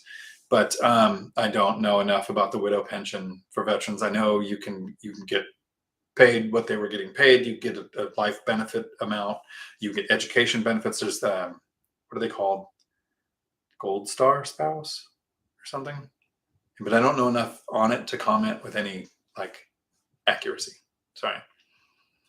And then I see a few people are taking off. Peace out. Howdy, James. Howdy, James. So, Adam, what are your thoughts on short-term rentals? I want to try it. I haven't yet. I thought I was going to have a property that would open up into short-term rental on my last binder strategy, but the tenant requested a rent increase instead of moving. So I let them stay and we agreed on a rent increase.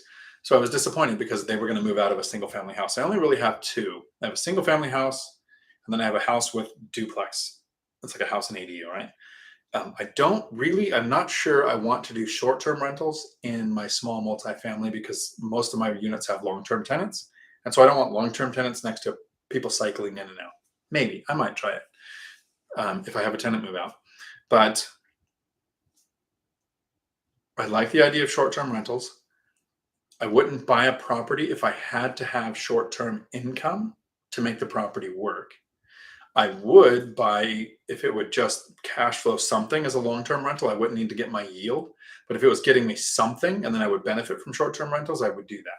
But buying a property where you have to have short-term rental income for it to make sense and get you your yield, short-term rentals can go away.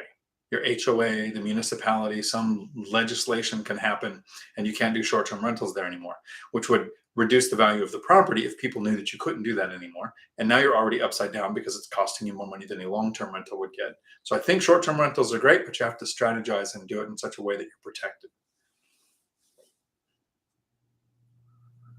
Um, Just M, do you buy a lottery or every penny is not wasted and used on real estate investments? It's funny that you ask it. Most of my life I was relatively poor.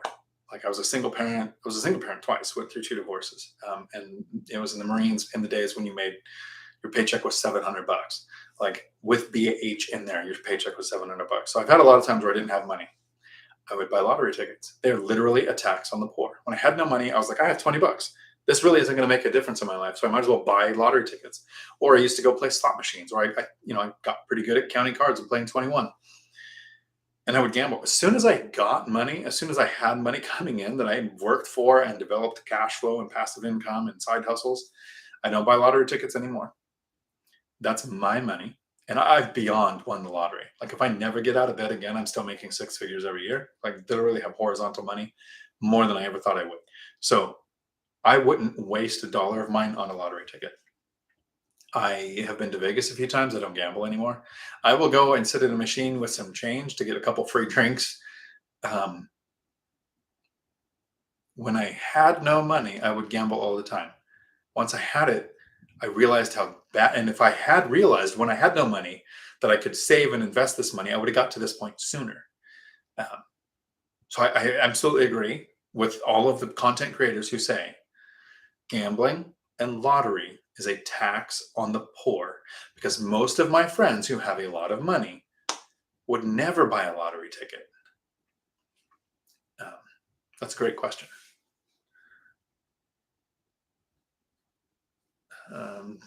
But it's not that every penny's not wasted. Like I'm literally spending at least $10,000 a month while I'm down here scuba diving. Like my goal is to spend at least $10,000 a month while I'm here. I went to lunch today, and you get the lobster Bloody Mary because it comes with a lobster in it. Like that was a waste of money. But what's the point of money if you can't enjoy it? It's just weird to get to the point where I have enough to enjoy. Dawn, I am going to try the traveling nurse program on the house I use in Colorado since it was vacant 7 months a year. So my sister is a traveling nurse, and she educated me a couple of months ago, maybe a month ago, on this really cool website, which I have saved a link for, Don. So if you email me, I will send you this link. It's a way to look up your area and what the traveling nurses get paid for housing, because she actually educated me on, she's in Ohio, where she's getting paid $2,700 a month for housing. She rents a place for $1,500. She says, if the owner could have went and looked at what I paid, I would have paid more. But she said if she wanted to go to Florida or Hawaii, she would have gotten paid less than half for housing what she's getting in Ohio. And it made sense. This was my aha moment. The traveling nurses program pays nurses to go where it sucks. It's cold in Ohio. So in the winter, they get more money. In the winter, a lot of people would like to be in Florida, so they don't have to compensate you to draw you here. People fill these billets really quick. So in your area, you can go to this website and email me. Here's my email address. And I will send you that link. Oh, I already sent you the link. Okay, great. Oh, so look at that. My memory is great. I remembered our conversation now that we've already had it twice. Cool. Sorry. But maybe there was someone else here who was thinking traveling nurses that didn't know that was a thing. There's my email. I will send it to you. And I think I sent you one, Don, and the first one didn't work, but the second one did. So if I sent you one and it didn't work, reach out again, because she sent me the second one and it actually worked. The first link was a broken link.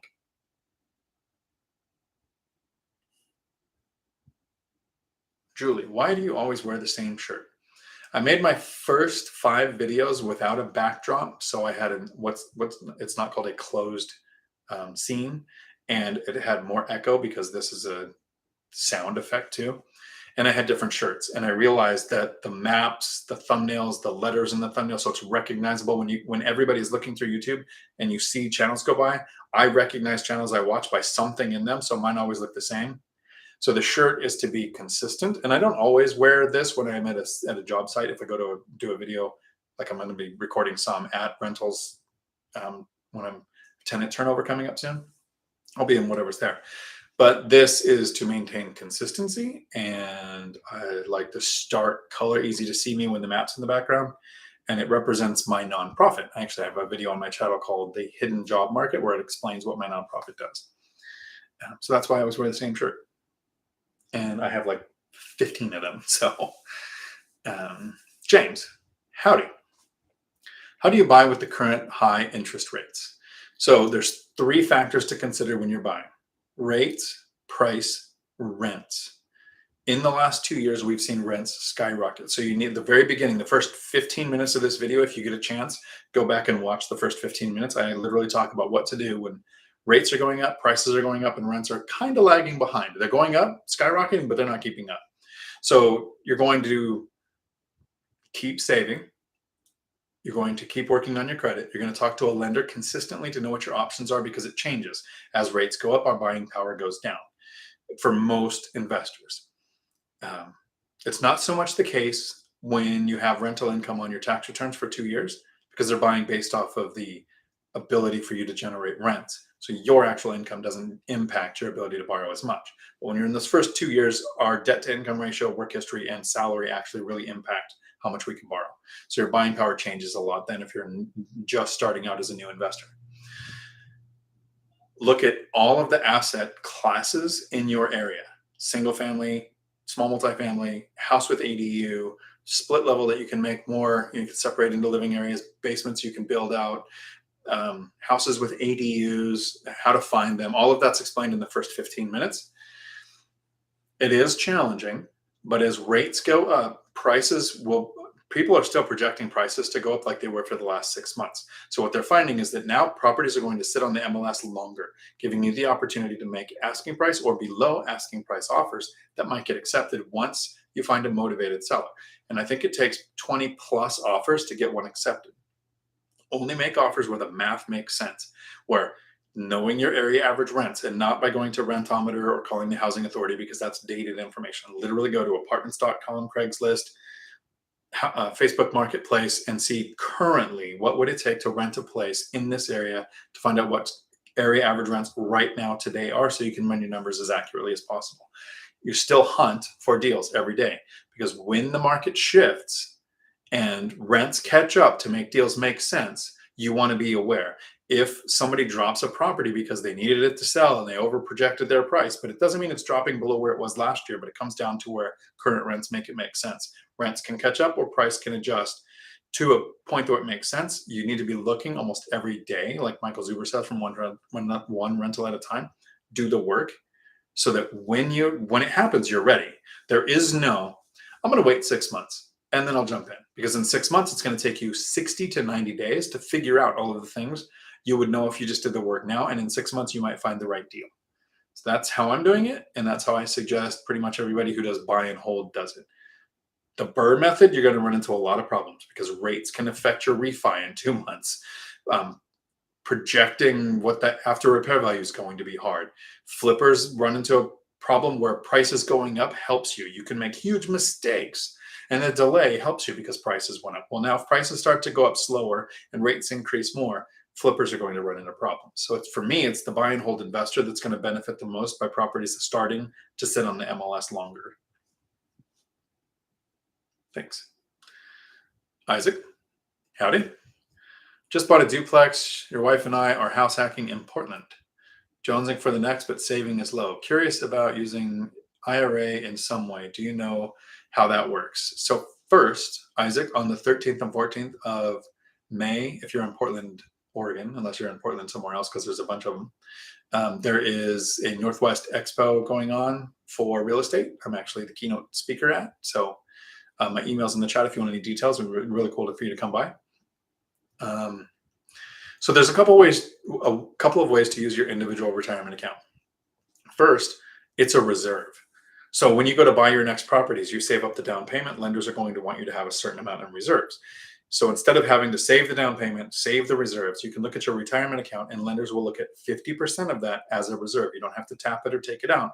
You just have to prove that it's in there and it's seasoned, so that they'll look at that and say that's your reserve. Because if you took it out and you paid the taxes and the penalty, you'd have at least 50% left.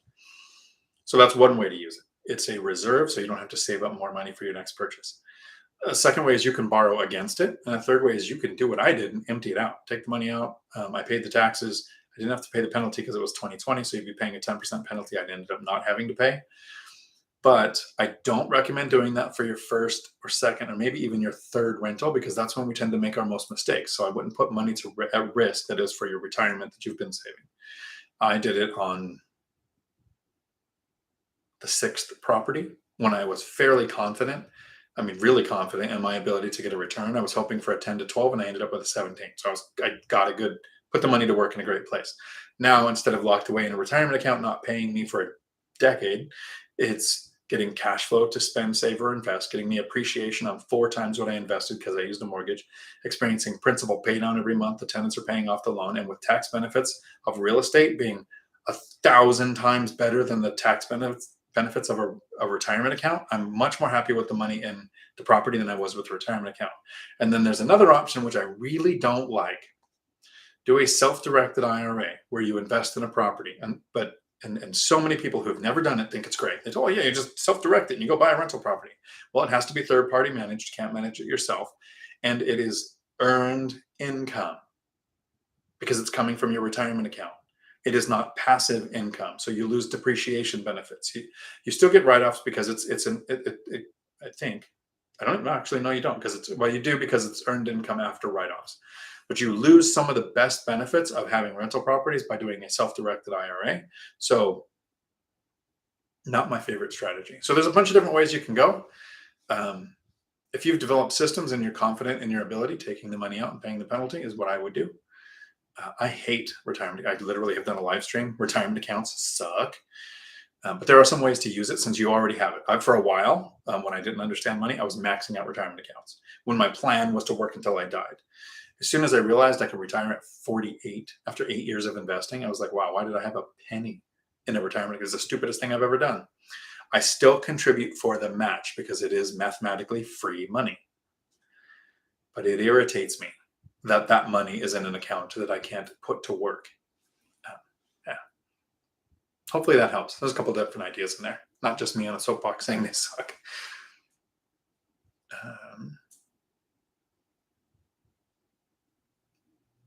Where was it? Okay, there. Beverly. Howdy. With rapidly changing prices and rents, how often do you update what average rents? How often do you update what average is for your market. I know your minimum was 10%, but for establishing and reestablishing a buy box. So I update it daily, and I'm starting to think that instead of area average being 7 to 8%, I'm seeing 5 to 7%. So instead of looking for a 10, I might start looking for an 8 or 9. So I'm daily figuring out what area average is and then making offers on the ones where it makes sense. Daily.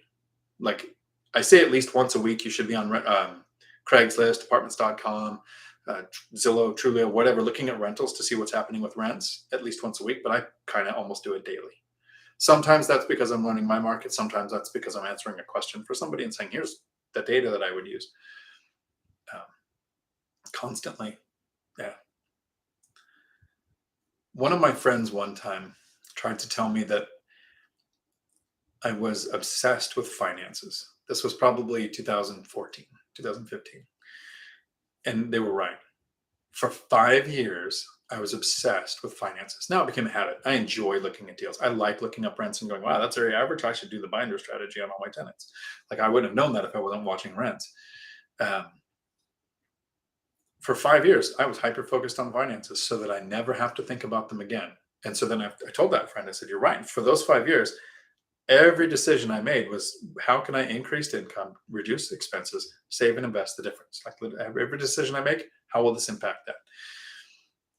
So that now, when me and that friend are driving somewhere because they don't invest, and I say, I'm going to stop and I'm going to fuel my car. And when I fuel the car, I'm going to put the gas in. And I'm going to think, what do I want to do when I get home?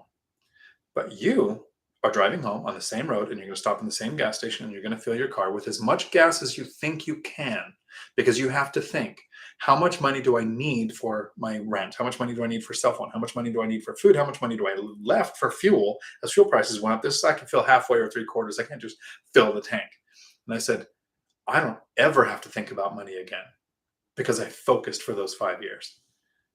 But they're focusing for the rest of their life. Everything is going to be about money because they won't focus. They just need to focus for 5 years. Take 5 years and put your money to work, get to the income snowball, and then let the money do the work. So it's not that you have to do that forever. It's just you have to do it until you get your money a job. Antoine, howdy. Hey, Isaac, my wife and I bought a duplex last June in Portland. We're house hacking too. Awesome. That is too cool. Pallavi, lottery spending is a waste of money. I think I even fell into the trap when I used to buy lottery tickets when I had no money, of people saying, well, you have more chance of getting struck by lightning. And I was like, yeah, but somebody gets struck by lightning every week playing the lottery. Like I would try to justify why it was okay to throw this money away. Patient Zero, do you have an exit strategy on any of your properties? A broad question.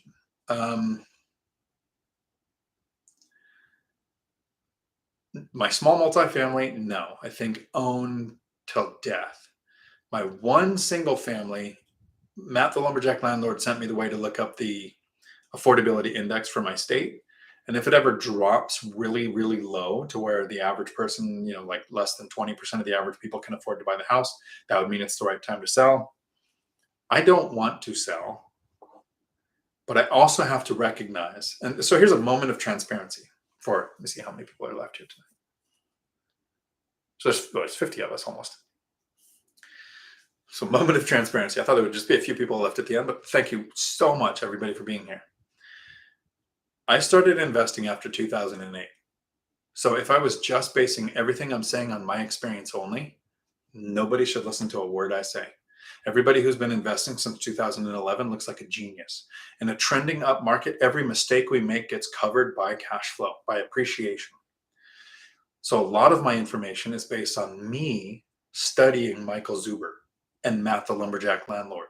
People who've been investing for over 20 years, who saw the dot-com crash, who saw the 2008 housing crash. How did they structure their deals? What do they look at debt like? How do they look at cash flow? How do they run the numbers?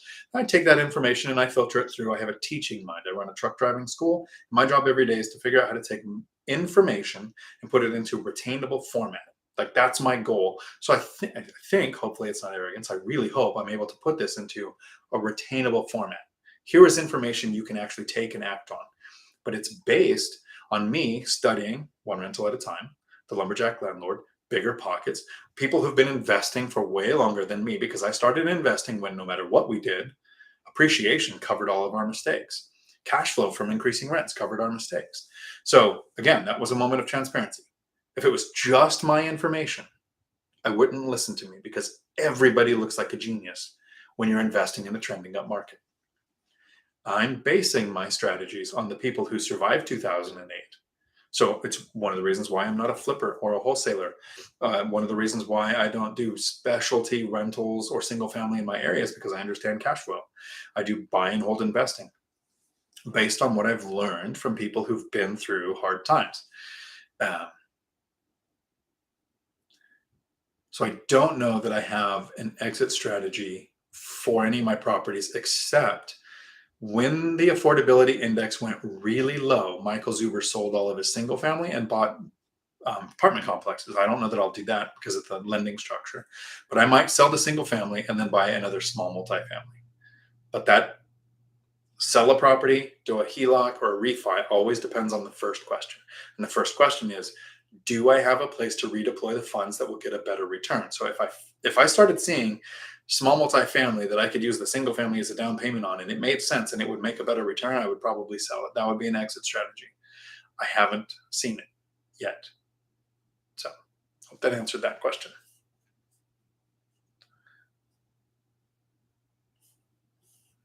And then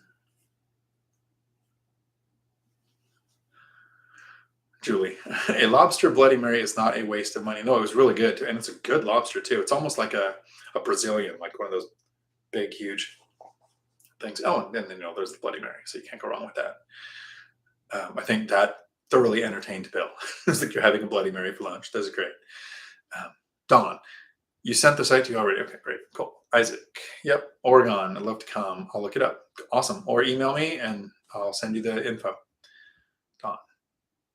If you find me, Isaac, I have a copy of 15 Conversations with Real Estate Millionaires for you. Okay, remind me, because my memory is terrible. Don, now that link says it is offline or does not exist. I will email you. Yeah, so I gave you the first one. That was the problem. So I got to give you the second one. Don, what amount do you use for CapEx? I am raising my amount to 200 per door. So when we're first starting out, this is more important than once you have kind of a spread out portfolio. I have a video on my channel, how much in reserves, and it talks about how much I run CapEx. When I'm buying a property, I do 5% for vacancy and 10% for CapEx, maintenance and repairs, all of it. So I buy the property with the intent of, I would get the return I want if I set aside 15% of gross rents. So if gross rents is $1,000, there's $150 being set aside. If gross rents on most of my duplexes is $3,000 or maybe a little more, I would be setting aside, what is that? $450, 15% of that. Matt is the math guy. Really want to play him chess. But so when I'm purchasing it, that's how much I mentally think I would set aside. But when my reserve account is full, so when I had 7 units or less, I kept 10,000 in reserve. Now at 16 units, I keep 30,000 in reserves while I'm working. If I ever stopped working, I'd probably raise it to 50 or 60,000 just as a bigger cushion. But 30,000 I'm comfortable with. So once I'm at 30,000, which it has been at for a long time, that 15% that I would be setting aside for CapEx, maintenance, and vacancy doesn't go to me for the living fund. Like I'm not going to start spending that, because then I would need it to support my lifestyle. And if I ever had an expense, then it's taking money from me, right? But that 15% extra goes to the investing fund, speeding up how fast down payment, closing costs, immediate repairs, and reserve money builds up. So that if I ever have expenses that dip into that reserve and I have to take that 15% to refill that account, it's not taking money from me, it's just slowing down the investing back to where it should be. Hope all that made sense. It makes a lot of sense in here. Jason, an investment in your well-being. Absolutely. Oh, Anton, you guys are coming to that event too? So let me know. I will have your book as well, but you have to let me know, because I'm going to be giving some out during the keynote speech. Sometimes I overshare. So I've been super lucky during the live streams. There's something about having the computer, and every time my mind blanks out, I'm like, oh, you're doing a live stream. Read a comment. So I remember where I'm at. But when I have the head trauma stuff in a building where I'm doing a keynote speech, I'm going to go and give away a book every time my brain shuts off, and then people won't know that my brain just shut off. So I'll have books there for that. But I want you guys to find me and remind me that I said I have your book, because I do. I got a bunch to give away. So I want to thank everybody for hanging out tonight. I get to do some videos with Michael Zuber tomorrow morning. We got the Three Amigos on Thursday. Michael Zuber does a live stream 8 o'clock Saturday mornings Pacific Standard. I want to say Western. Like there's an Eastern. There should be a Western, but Pacific Standard. And then Matt, the Lumberjack Landlord, does his live streams on Sunday morning at 11:30 Eastern. So you should check us all out. We all do the same thing, where we try to answer questions and we try to share the information.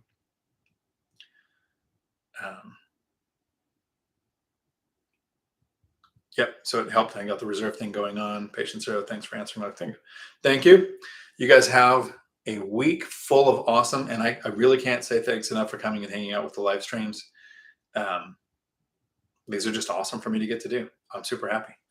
And just like I said in my live stream outside yesterday, are you wearing pants while you watch this? Until my next video, thanks for coming to my Dion Talk.